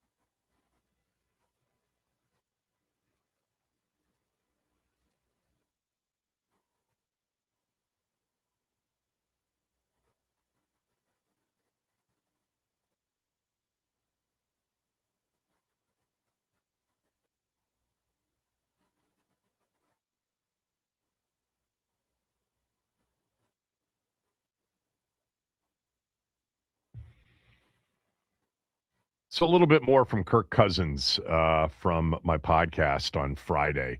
I asked him about some of the players that he played with and then got into some of the coaches he played for.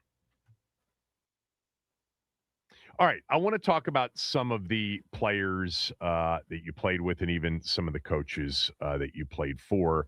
I'm going to mention names, and I want the first thing that comes to your mind. The first one is Jordan Reed. He's a Hall of Famer if he stays healthy, and if he can be in a system that's, where they're able to get in the football and all that. And by system, I guess I mean all the pieces around you that you need. But he's as talented a player at his position as I've played with. And I played with Justin Jefferson at X receiver. But when you talk about a Y or an F receiver and a tight end and what you're asking him to do, it was so unique, his ability and the mismatches you could get, because Justin Jefferson is getting covered by the top corner on the defense. So while Justin's special, the guy covering him is usually pretty good too. What really helped with Jordan Reed was he's being defended by safeties, by linebackers, and so his unique abilities are even more glaring because the guy covering him is not the top corner on the team. So just the mismatches and the favorable looks we got was just a difference maker. And it was hard with the concussions and keeping him healthy, but he was so fun to play with.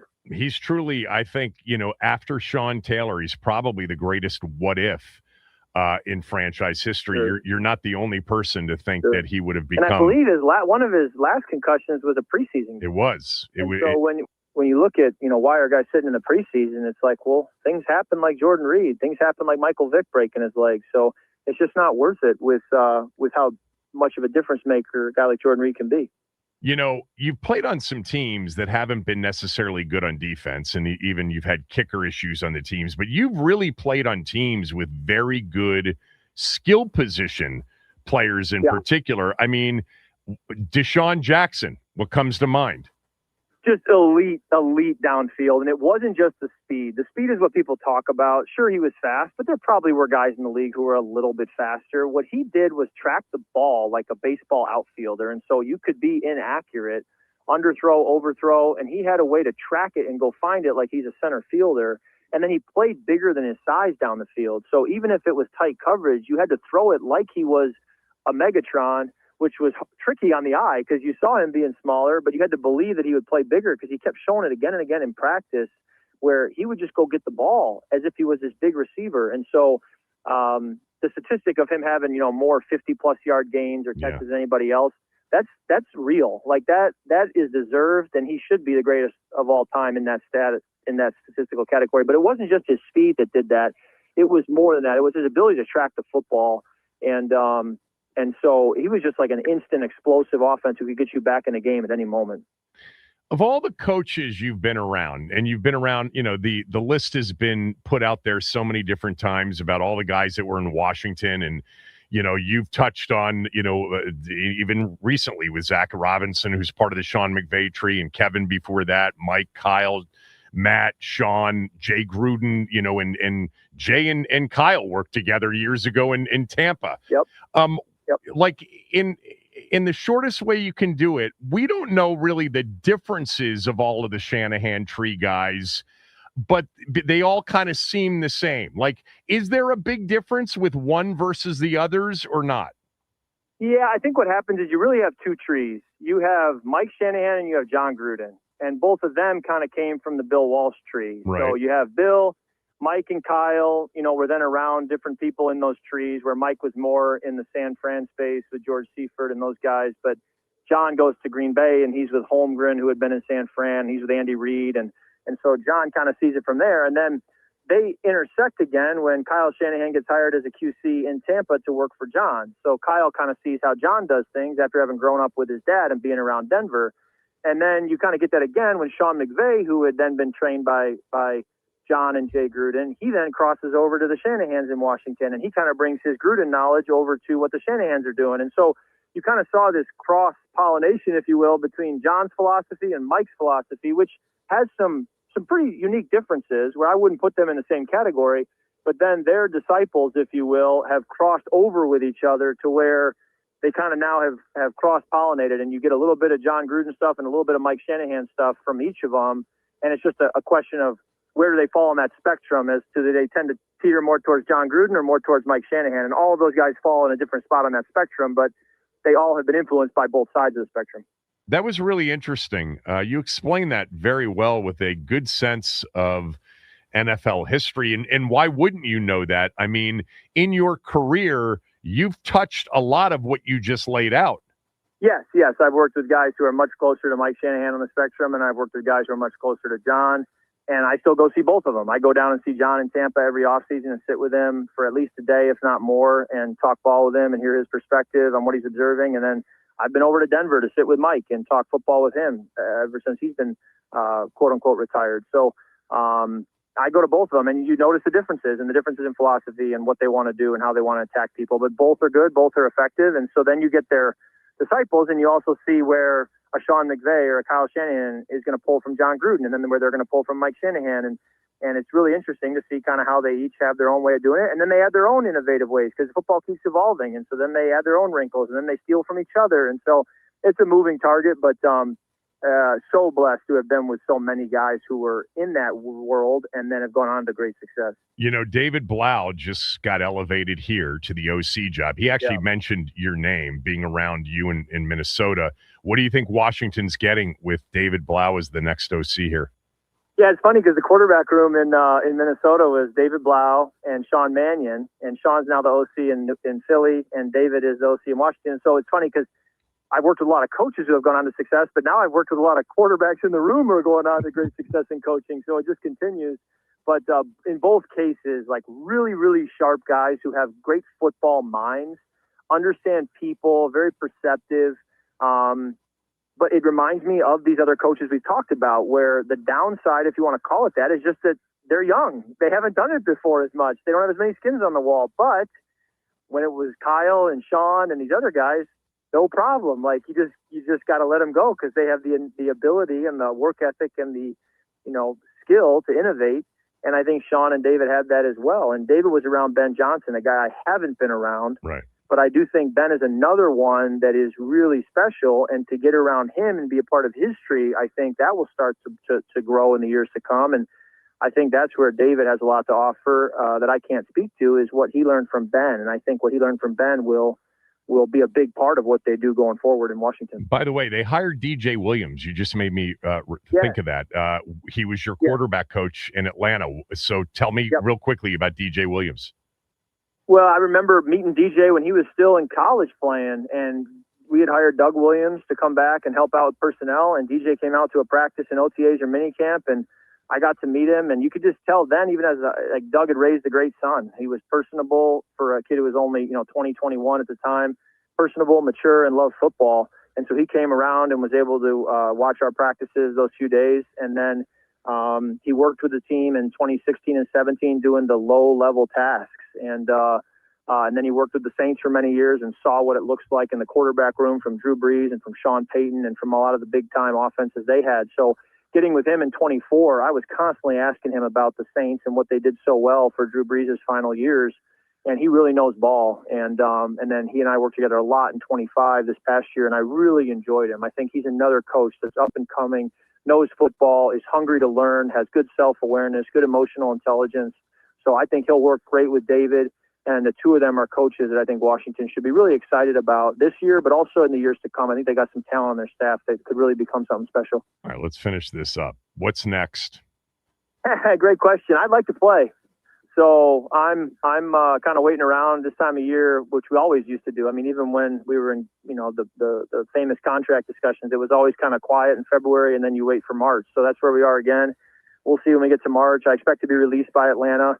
But I have a lot of excitement about playing again. I think getting back out this fall and being able to play and go 4-0 down the stretch, and the joy of playing really returned, and it kind of galvanized me to want to get back on the field in 26. So we'll see what options are out there in March, and try to stay available and ready, and hopefully we don't have to worry about what's next for another year or so. Well, I hope there's a fit that's a good one for you, because I'd love to see you play next year. You played very well this year in Atlanta when Penix went down. And I've told you this before, you are excellent on television. So that's obviously a potential future for you. as well. I hope it comes, a few years from now. But you mentioned the quarterback room that you were in Minnesota with Sean Mannion and David Blau behind you. They've become offensive coordinators pretty quickly. Does coaching interest you? It truly is. When people say it's a grind, no one really knows what that means. Yeah. But, in some places, there are bunk beds built in the facility, and coaches with kids in middle school and high school, as they have at home, they're staying at the facility 30 to 40 nights a year.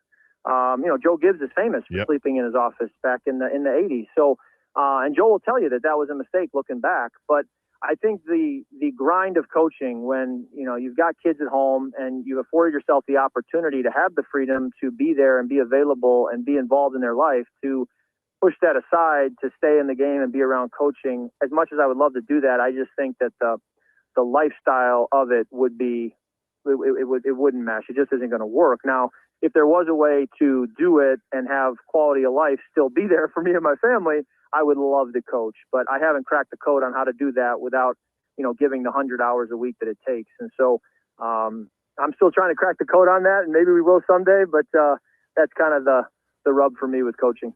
All right, tell everybody about Great Clips. Great Clips, yeah.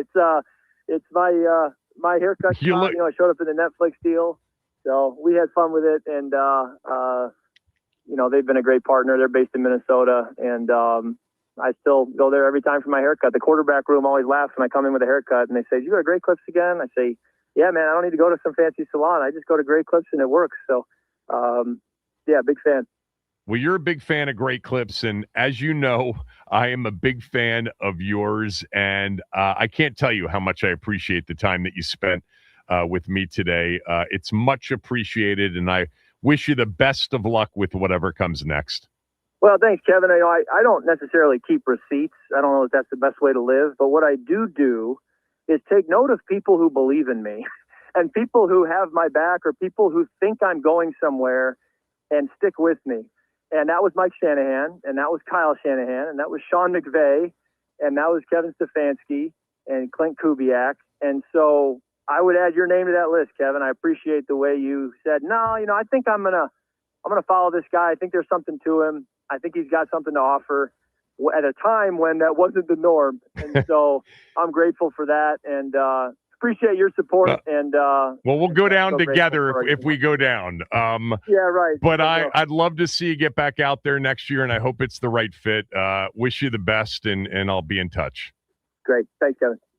Kirk Cousins, everybody. That explanation of the Gruden tree and the Shanahan tree, Jay has said many times with me, he does it reluctantly because he doesn't want to really puff the chest out too much for his brother's own coaching tree.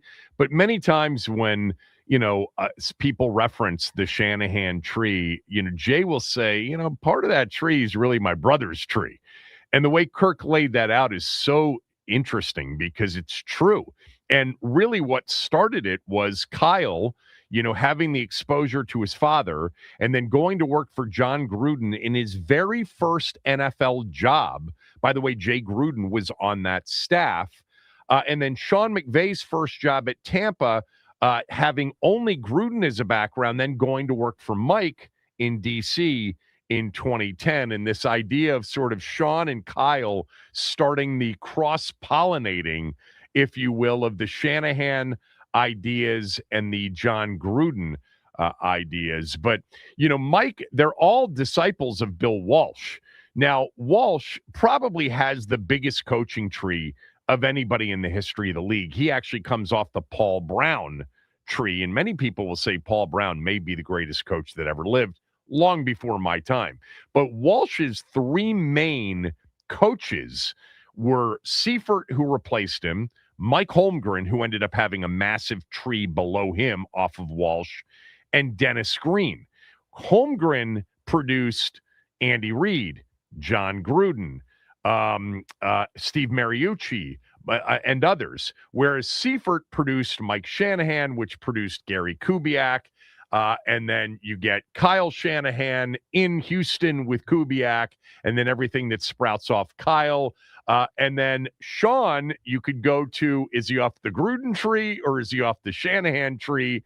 And now Sean has many branches of head coaches off of his tree. Fascinating the way he described that, sort of the cross-pollination of two spectrums, the Shanahan spectrum and the John Gruden spectrum. And even though they're not super similar, there were ideas taken from both of them as we've morphed into this era of Shanahan and Gruden tree coaches, for the most part, scattered throughout the NFL. More football. We'll talk with Ben Standig next.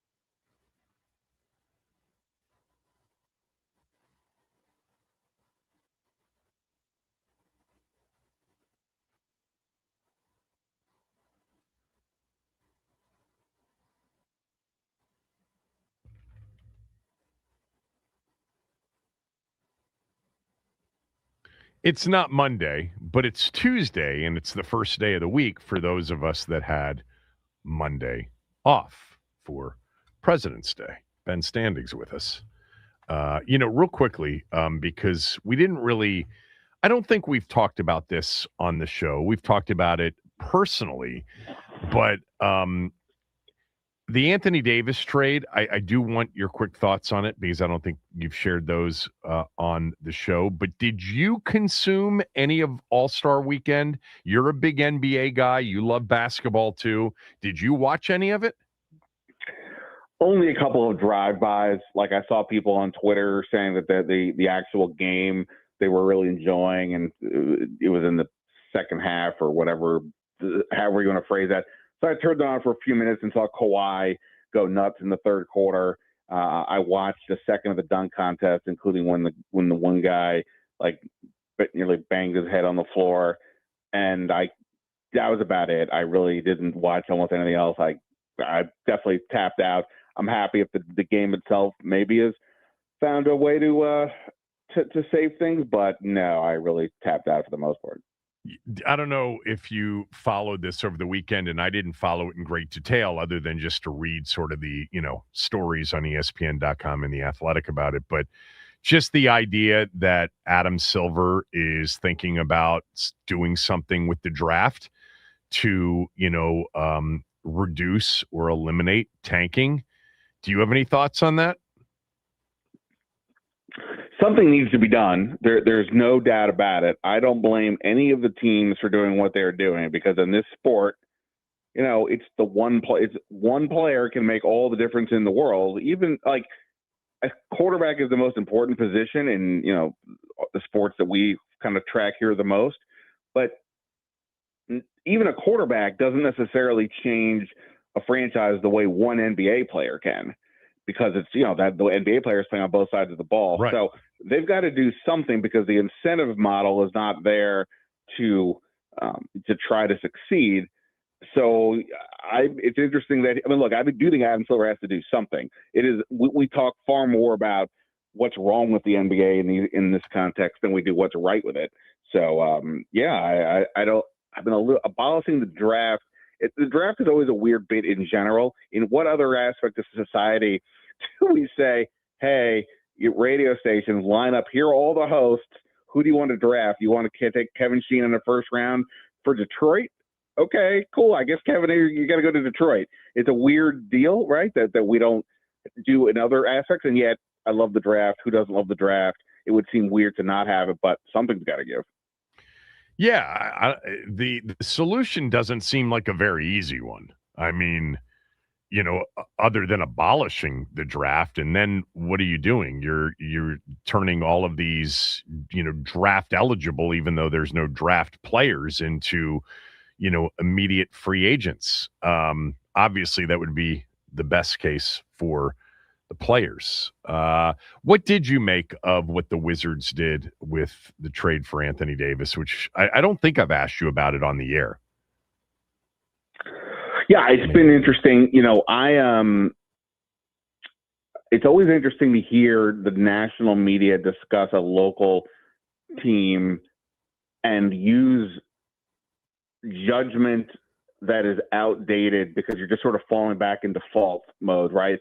If you've been paying attention to the Wizards, they're often just how teams in general work. The idea of going for Trae Young and then Anthony Davis suggests that this is a team that is ready to push their chips in. They're going for it and blah, blah, blah. And I get why somebody might think that. I don't think that is what is happening here at all. I think what is happening here is either way, the Wizards were going to stop being a bottom feeder after this season once they got through this draft and hopefully for their sake land one of these elite prospects. And then eventually you do have to move forward. We've already seen that all their draft picks so far look to be pretty interesting. And I think they are ready to sort of take another step. But the difference is, like, if this was the previous regimes of the Wizards, you might look at Trae Young and Anthony Davis and think, oh, this is their plan to get to, like, the 8th seed. And that's where, like, the destination is. I always used to call it fake hustles they would do. They would pretend they were trying to win, but really they were just trying to make the playoffs and get that playoff money, and that was about it. This is not that, I don't think. I think, to me, this is Trae Young and Davis are here. They got him for almost nothing. The cost to acquire these players was zilch, really, relative to who these guys are. And they are here to help these young guys who are all, half of their first round picks aren't even like legal drinking age, So they are here to help them learn what it takes to be a competitive NBA player, what it takes to get to that next level. And then from there, these younger guys that they hope will push forward beyond that to get to a title range. So I don't know if Davis or Young play for this team ever. I don't know if they get signed to extensions. I don't think that would be super ideal. But I think they are here because they were cost cheap and they're, if nothing else, can help these younger guys move forward. So to me, this was an utter no-brainer. A home run, maybe calling it a stretch. But from a pure asset gathering standpoint, this is a tremendous move. Loved it. And I think the national media or others who are criticizing it, I just don't think understand what the Wizards are doing. They're just falling back into perceived notions of what a team does, but that's not the reality of what is actually happening. Yeah, that's a really good explanation. I have found some of the pushback to it, people who have really not, for whatever reason, and I guess the reason being they're the Wizards, but have not paid attention to the process, to use a 76ers description, that they've been going through over the last 2.5 years. And now they're ready to try to do something with it. And of course, what they end up getting in the upcoming draft may be ultimately the number one prize out of all of this, hopefully, because I'm not sure that they've drafted that true elite level superstar player. They've drafted a lot of nice pieces. They still, I think, lack, it's perhaps too early to sort of say that about Asar. And maybe there's another player, Trey Johnson as an example, but I don't think they have the elite top five. Every year is going to be, an NBA first team candidate on their roster yet. Hopefully that comes in June. Yeah, I agree. I mean, look, Sarr has made tremendous strides from his rookie year to this season. I think even people in the building had some questions after the first year. He wasn't getting a ton of rebounds, wasn't really effective inside at any level. This year he's blocking shots. At least he was leading the league in block shots last time I had looked. He's got moves in the paint. And, then Keyshawn George, like if you did a redraft of that class, I mean, Keyshawn George was probably a top 5 pick at this stage. Trey Johnson's making threes from, Steph Curry range. But yes, I don't think any of these guys are showing that they are definitively that piece, which is why what happens in this draft lottery is more important than the Davis and Young signings or trades. I mean, so if they were to land, pick whichever one of the top guys you think is the best one or would be the best fit here, you get one of those guys. Now all of a sudden this thing is really humming, and it's going to be, interesting to see. So it wouldn't stun me. Again, I don't want to go crazy if the Wizards make or sort of somewhere in like that 6 to 8 range in the playoffs next year, even because the East is pretty down. Everything has to go right and all that stuff, which is we'll see. But again, that even if that's true, that's just for next year. That's not the goal. The goal is to go further, and that's the difference between I think what's happening now versus before. But yes, I agree. I don't know if they have one guy.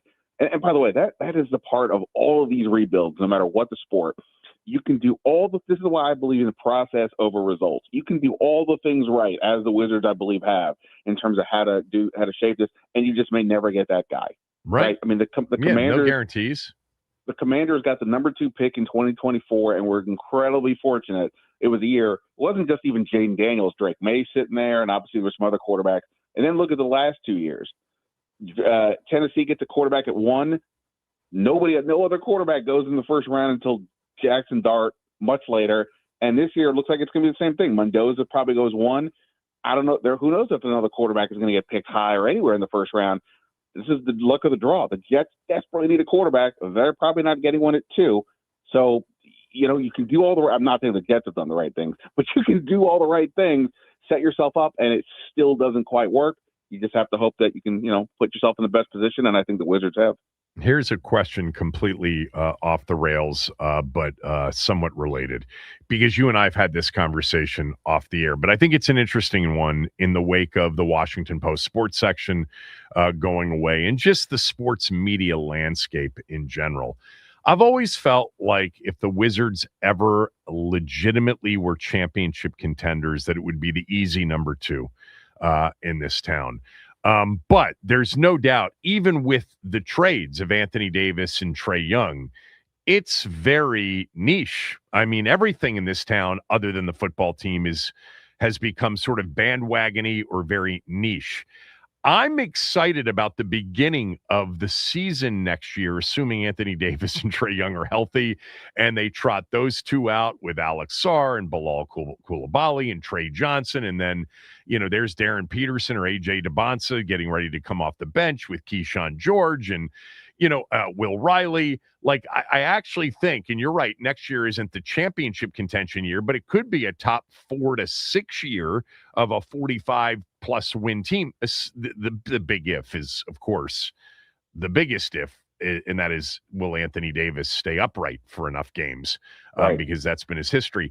But I'm wondering, do you think that when we get to the beginning of the NBA season next year, which is, of course, smack dab in the middle of a football season, that there will be any juice for it whatsoever, media-wise, fan-wise? Well, again, this is where, nationally, probably, because Anthony Davis is a huge deal. Yeah. Trae Young is a big deal. I'm talking locally. Yeah, no, I get that. Look, I'm going to say something here that's going to sound super duper arrogant, and I don't mean it this way at all. But as many of you know, I covered the Wizards basically throughout the whole John Wall, Bradley Beal era, even before that. And I grew up here, was a fan of the team, blah, blah, blah. I honestly say this because of the nature of this market, that taking out David Aldridge, who my former colleague at The Athletic, who is obviously a legit, actual Hall of Famer, basketball Hall of Famer, taking him out of the columnist in terms of just the beat writing. If any one of you radio hosts says we need to talk about the Wizards today about whatever, I think I'm still the number one pick to do it locally. If you don't say so yourself. I think you are. I mean, look, you and I don't do this together, even though we do it off the air, because we both love basketball. We love the NBA. And I didn't watch 1 second of the All-Star game. I'm disgusted with myself because I missed Kawhi's performance. I obviously watched the replay of it. But I struggled. What we're doing right now is high risk sports talk radio in this town. You know that, right? I have a feel for this because I've done it now for 20 years. This is very high risk sports talk radio, and I'm getting ready to move on from it. We've got, Ben described Dan Quinn as firmly in CEO coach territory. That's coming up in 30 seconds or less. But it's just a tease to keep people there. But I am going to have some juice for the beginning of next year if everybody's healthy. I just don't think there will be a lot of it anywhere else. No, I agree. I mean, look, I think that, again, I think Sarr, they had 3 guys in the Rising Stars game, which this weekend, which doesn't mean that much, but they actually had 4 because Alex Sarr now got hurt before the All-Star game, and then they replaced him with Bub Carrington. So the Wizards had 4 guys in this game. That does not mean championship, here we come, but it does mean there is a lot there. That's not even counting a guy like Will Riley, their second first-round pick this year, who I think has looked really impressive so far. So yeah, they've got these young guys. And, yeah, if Anthony Davis and Trae Young are healthy and are maybe a little bit humbled, I think the Wizards could be super fun next year. Yeah, 100%. But, yes, it says if a tree falls in the woods, does anybody hear it? I mean, if nobody's going to talk about it other than a couple of pockets here and there, what does it mean? And that's what is really interesting with where we are in the sports media landscape, but also just the nature of these teams that are not the Commanders right now. Yeah, it's also, it begs questions about, our market as a sports media market. And without the Washington Post, what does it mean? And I mean, there are a lot of theories on that. So you wrote over the weekend that Dan Quinn 2.0, year 3, we're already Dan Quinn 2.0, version 2.0, is now firmly in CEO territory. Explain what you meant. Yeah, well, in this case, for me, 2.0 is more like, this is his second, head coaching opportunity, and he had stated that after he was like, my fault. After he was let go by Atlanta, he did some soul searching. He had, former sideline reporter Laura Oakman help him out to try to figure out what went wrong. How do I get better here? And one of the things he learned was about being, he had to delegate a bit more. He needed to rely on his staff, trust them, and so on. And last year he was not a play caller on either side of the ball. Some head coaches keep that, some don't. He didn't. He stayed away from it until he felt he had to take over from Joe Witt late last season, and we all remember why that was happening. But at least Joe Witt was running essentially Dan Quinn's defense. Like they were together in Dallas, of course, and other stops. Right. They were still doing what Dan Quinn does. Now Dan Quinn was like, okay, so I'm going to completely change what we're doing here. We're not even going to run my defense anymore. Now, again, it's not like all these things are like super duper different, and everybody kind of, it's just how you present the play. As Durante Jones said, it's not where you line up, it's where you wind up. But still, this is not the system that Dan Quinn has. So he really is now full bore CEO head coach. Now, that is not necessarily a negative. John Harbaugh got hired by the Giants essentially to be a CEO head coach. It can be a completely reasonable way to go. You're still the head coach. You still have the big decisions to make in any game. You're setting the tone, all that stuff. But yeah, for the first time, this is not his defense. He does not have. When Josh Harris and Adam Peters hired Dan Quinn, part of it was because this is a guy that had a top 5 defense in Dallas for several years in a row. That does not really matter anymore. Other than just to say that Dan Quinn understands how defenses work and he'll help and so on, but it's not his. And I think that is a really, for a guy that we think potentially, I don't know if he's coaching for his job this year or not, but obviously you can't do what you did last year. And he's decided to go down a route where his system isn't there anymore. And that is a really interesting choice to make. Do we know what kind of contract Dan Quinn signed when he got hired? Years. I don't know. I don't know the definitive answer for that. No, coaches' contracts. It's weird. We have player contracts are readily available with the NFLPA and so on.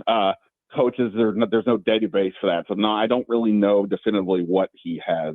I've seen it reported as a 3-year deal. I've seen it reported as a 5-year deal. I've seen it reported somewhere between $4.5 to $5 million, and I've seen it reported as high as $7 million per year. But you do get some of that information occasionally on head coaching contracts. But unless I'm missing it, I don't think that we've gotten the details of Dan Quinn's deal. The only reason I ask is that, of course, if there's great success in 2026 and the success is led by David Blau's offense, he's going to become an immediate, candidate. Look, these are good problems to have. I want this team to end up having that sort of decision or that sort of issue of potentially needing to replace David Blau or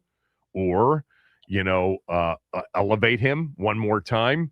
But we don't have that issue yet. Let's slow down. So I'll ask you what I asked callers in the first hour of the show. When Ian Rappaport reported over the weekend that, let me back up. When Ian Rappaport said over the weekend, didn't report, but in a conversation on an NFL Network show, that he wouldn't be surprised to see some free agency fireworks in Washington. What do you think he meant? Well, and this ties back into the conversation we just had about the national NBA media reacting to the Anthony Davis trade. Logically, you would think that Washington should be in a position to be very aggressive in free agency. Not only do they have the cap space, they've got like top 5, top 6 right now. And that's before they move on from Marshawn Latimer's deal and get another $18+ million and who knows what else they'll do. And they need playmakers. They need talent all over the place, especially defensively. And they only have 5 draft picks, 2 in the top 100. So logically, yes, they should be aggressive in free agency. Now, of course, aggressiveness can come in a couple different ways. It can be you sign 2 or 3 guys top of the market money, or it could be you sign, 10 plus guys for depth purposes, sort of more akin to what they did in 2024 when they signed Luvu and Biotish and Dorrance Armstrong to good contracts, but nothing like crazy. So you would think that they will be one way or the other aggressive. So I don't, again, whether Rappaport is saying, he's heard that and he's couching it in this way or not, I think logically that makes sense. And I don't even have a counter to it, because if they're not aggressive, then I don't quite know what we're doing here, because again, they only have 2 picks in the top 100. Even if they trade down from 7, maybe that nets them another top 100 pick this year, kind of. So they have to spend in free agency. And I think that's going to be the big question, is like, to what path do they go? And so fireworks, I would imagine, is likely, but what that looks like is the question. Yeah, I mean, I talked about it earlier, but basically anybody that's paying attention to the NFL salary cap, the NFL team needs, could, in a conversation about Washington, say, well, expect them to be super aggressive, expect fireworks. They have a lot of needs. They have 32 players that are not signed for next year from last year's team. They don't have a lot of draft choices because of trades last year. And they have a rookie quarterback contract, still that they're working with some pressure to win in this upcoming season. That equals being aggressive in free agency. You have to have opportunities in free agency to be aggressive. And I think that's where free agency's changed a little bit, Ben, in recent years, is that, the more and more, in recent years, yes, New England and Seattle did a phenomenal job last year, reshaping their rosters, using free agency to do it. But the only 2 massive were Milton Williams and Sam Darnold, and they weren't even the massive, like top of the class. More often than not, the really good players that maybe 5-10 years ago were a part of a big pool of players hitting free agency are being retained or being tagged. When someone gets loose, sometimes it's a benign reason, like the team's salary cap couldn't afford keeping them.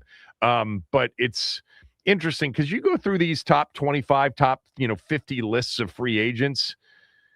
There's some good players. There's nobody that's going to, break the bank here, like with an all-time deal. I mean, the deals keep going up, understood, but it's just going to be interesting to see how it's handled.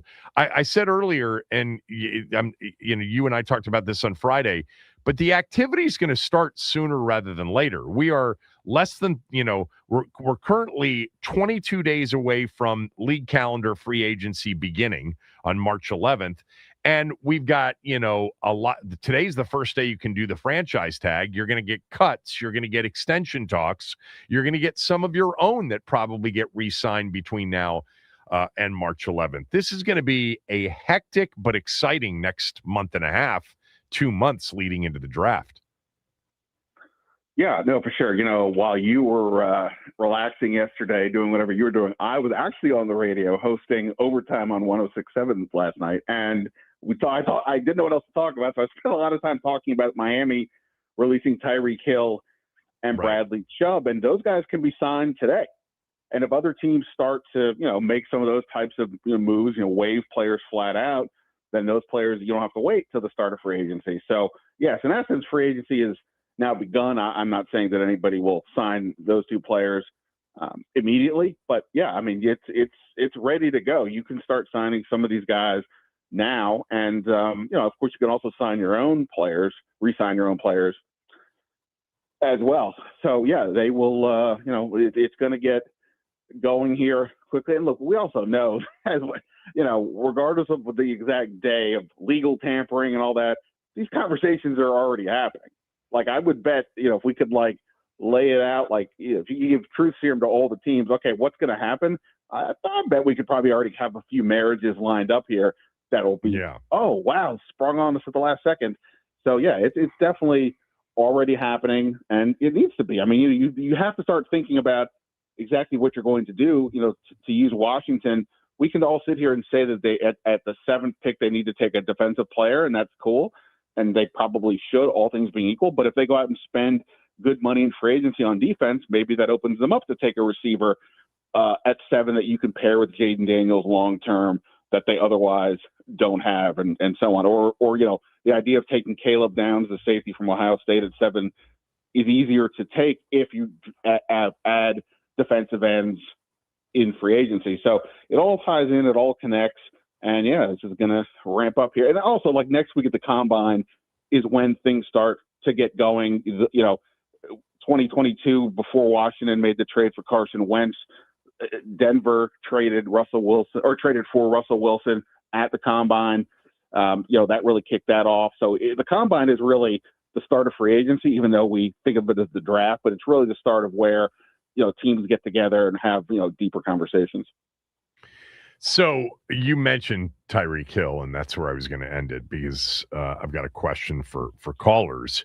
But I'm curious what your reaction to was on radio last night, Tyreek Hill being available. I actually think Bradley Chubb's an interesting option out there. He is high character, coming off, playing 17 games after missing 2024. High pass rush pressure rate, third best of his career. I actually have always loved Bradley Chubb, and that I'm not saying that he'd be the only one, but he'd be interesting. But on Hill, my question to you is, if you had a choice and you had to add one of them, Ayuk or Tyreek Hill? Yeah, no, this is like part of the conversation for sure. I've been pretty adamant here with you that, based on Brandon Ayuk's situation between, he didn't play last year coming off a significant injury, the fact that the 49ers, having just re-signed him to an extension, we're like, we're going to move on because this is a weird relationship now. Kyle Shanahan saying at the end of the year that they hadn't talked to him for weeks. We know about Ayuk, and he's sharing Jaden Daniels' practice plays on social media. Like, there's a lot of weirdness there that to me would be unappealing.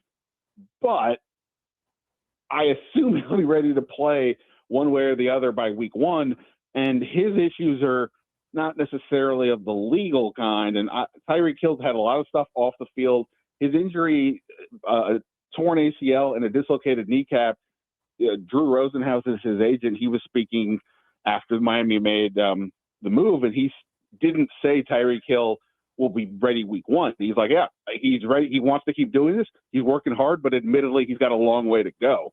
Yeah. If the agent is saying that does not sound to me like a player who will be ready off the bat. And if I'm Washington, I can't wait for that. Like, if I'll just think use a team. If I'm, say, Philly, who's, obviously much closer to being a Super Bowl team again, that might be a risk I'd be willing to take if you're going to move on from A.J. Brown.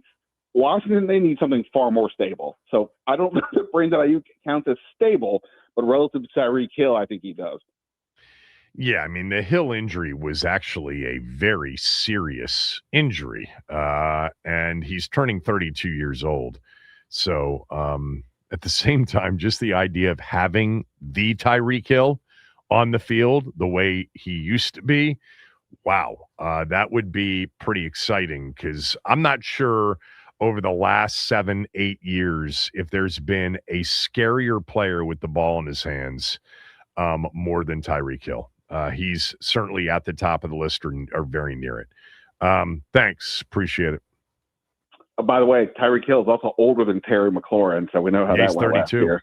Yeah, I mean, this team's into wide receiver aging analytics, so I don't see it happening at all. No. But an interesting thought for those of us that want the team to add something on that side of the ball. All right, I'll talk to you. Appreciate it. Thanks, man. See you. Ben Standig, at Ben Standig on X. Ben's Last Man Standing Substack, totally focused on Washington Commanders football in the NFL. I urge you to subscribe to it. He does a great job with it. So there is the question for you, but I will add a third possibility. Tyreek Hill, Brandon Ayuk, or neither one of them. 301-230-0980, 301-230-0980. Brandon Ayuk is going to cost you some money. We'll see whether or not there's any trade value. Tyreek Hill is just contract, but really there's nothing guaranteed at this point in 2023. 26. So there could be a new contract for Tyreek Hill. Let's just talk about the players. Hill, Ayuk, neither. 301-230-0980. Kevin Sheehan Show, the Team 980 and the team980.com.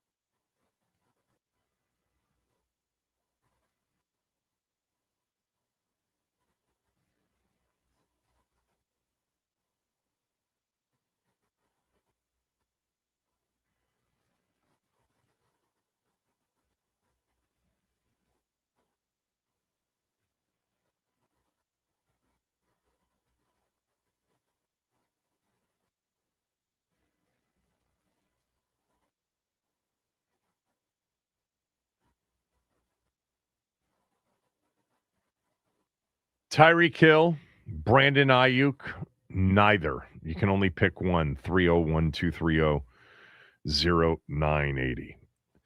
So I don't think Tyreek Hill will happen for the reasons I spelled out earlier in the show. Devastating injury last year. There's no question that there would be, a lot of, medical to figure out when he would be available. And the beginning of the season doesn't look likely, but sometime before the first half of the season is up next year looks possible. Not going to have to spend much. This would be a big incentive-laden deal for a guy coming off that injury. He's released, so he's a free agent. It's not like you pick up what's left on his contract. Miami got rid of what would have been a $51.1 million salary cap hit next year. I just think with the way Washington operates, with their analytics approach to contracts in particular, we know that the wide receiver aging analytics don't favor a receiver heading into his age 32 season, let alone one coming off,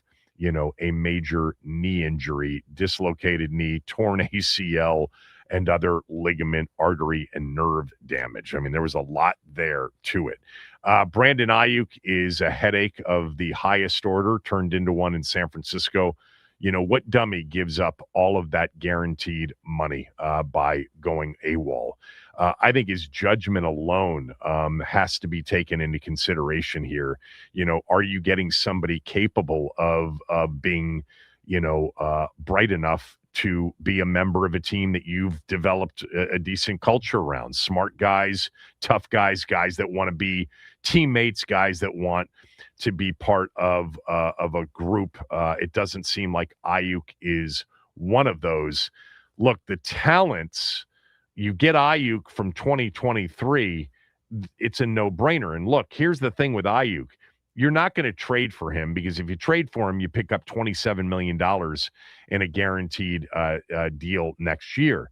That's not going to happen. They're going to cut him post June 1, try to split up their dead cap money into 2 years. It'll be a designated post June 1 hit. He'll be waived. You can pick him up off waivers and sign him to a high incentive base deal. Now, there may be more competition for Brandon Ayuk. There may be a story there we don't know about as it relates to why it went south in San Francisco. But he doesn't seem to be a guy with much sense, much common sense, let alone team first, I think, sort of tendencies. And Tyreek Hill is injured, not to mention has multiple active lawsuits going.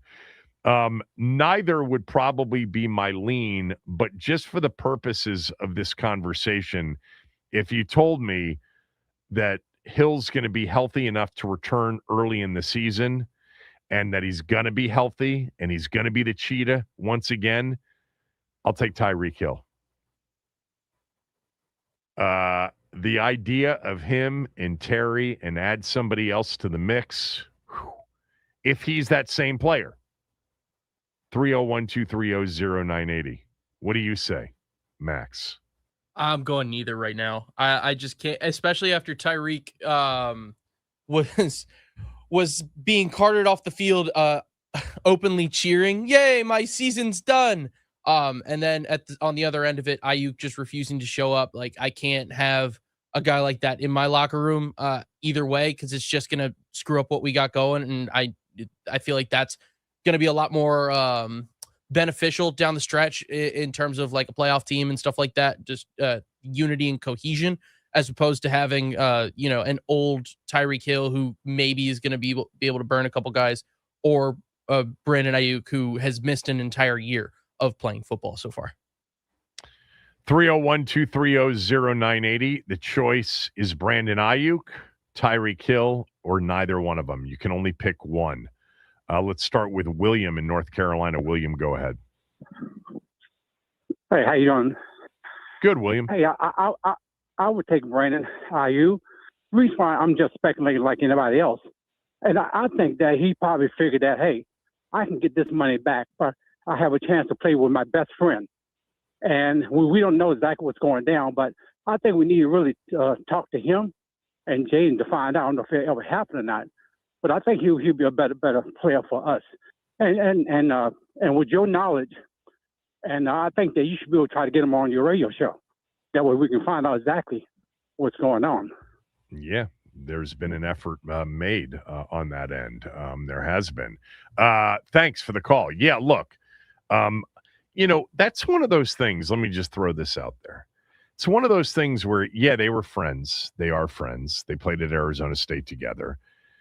But it's also one of those things where publicly Jaden could be like, he's my guy. I'd love to have him here. But you never know how he feels privately, because he's not going to say publicly, yeah, I don't think so, when they've been, friends for a while. But maybe there is a consensus even among his friends that he's got a screw loose and that he wouldn't be the best, situation as a teammate. Let's go to our guy Lap. Ayuk, Hill, or neither? I'm going to say neither. So I would take Tate, man. I want Tate or Jeremiah Love. What did you say, Lap? I'm sorry. You want Jeremiah Love. The choice is Ayuk, Hill, or neither. So you'd go neither. Yeah, but I'm saying if neither, I would want Tate in the draft. Carnell Tate. Got it. Yeah, Tate. Sorry. Yeah. Sorry. No worries. Thanks for the call. Yeah, if we're adding, our wish list from the draft, yeah, I mean that's a possibility at 7, a wide receiver overall. Man, just the thought though of Jaden and Hill and Terry and maybe throw in Isaiah Likely. Let's just throw that in there. And let's throw in, another decent receiver that, I don't want to go Alec Pierce necessarily because that's the high end of the receiver market. Who's the next receiver in line after Pierce? Not Pickens, because Pickens is going to, I think we believe that Pickens is going to be tagged. How about for next year, we throw Mike Evans into the mix? Evans, Terry, and Tyreek.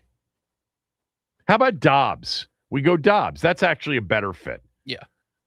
Dobbs, Hill, and Terry. I'm up for it. I want to see some weapons out there. I also want to get the ball back when our team's defense goes out onto the field and get it back like in, prompt fashion. Now you're just without having to wait 25 minutes.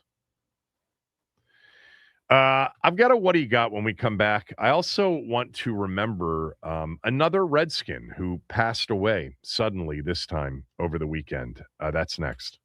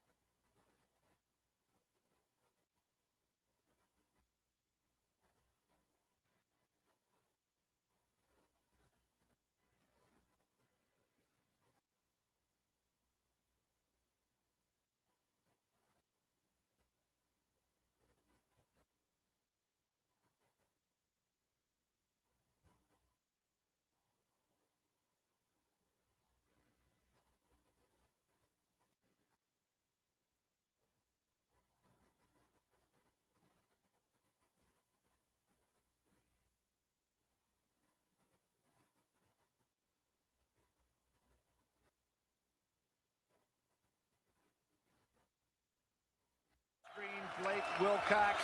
Blake knows exactly what's coming up. Coach K says, hold up. Oh, in a hurry. And Williams caught looking at his coach, and Blake scores. Oh, my. Great job by Steve Blake. Anticipation, sensational. And what a momentum builder going into the locker room at halftime. Blake saw Williams looking back at Coach K and snuck in and stole it away for an easy 2. Look at Blake's eyes when he saw Jason Williams turn his head and then takes it in on a tough layup against Jason Williams, who can sky sensational first half by Humstrom. But the master today has been not the Mike Krzyzewski. It's been Gary Williams. And all hands, all credit to Gary Williams and this Maryland Terrapin team. They have defeated number 1 Duke 87-73, and the celebration is on. 24 years ago today, February 17th, 2002. Oh, he steal. That's what came out of Billy Packer's mouth when Steve Blake saw Jason Williams turn, look at Coach K with the final few seconds of the first half ticking down, and Blake jumped on the ball, picked it off, and went down and scored.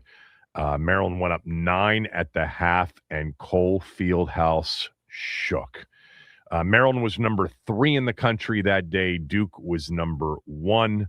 It was the height of their rivalry, and what a rivalry it was in the late 90s through much of the 2000s. And that game was the third to last home game at Cole Fieldhouse. They would play Wake Forest at home a week later, and then a week after that, they closed Cole Fieldhouse down with a rout of Virginia. Of course, the 2002 Terps went on to win the national championship. I'll tell you, that game that day, that building was, to me, and many others, what RFK was to me and many others. They were very comparable in the electricity, in the noise level.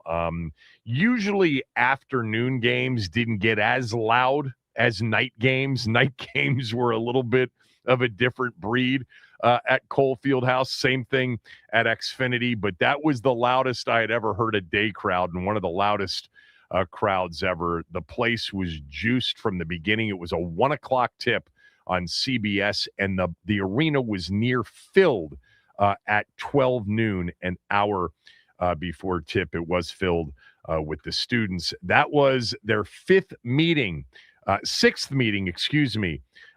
in 2 years. They had played 4 times the year before in 2001, including their 2 regular season games, a game in the ACC tournament semifinals, and in the Final Four in Minneapolis.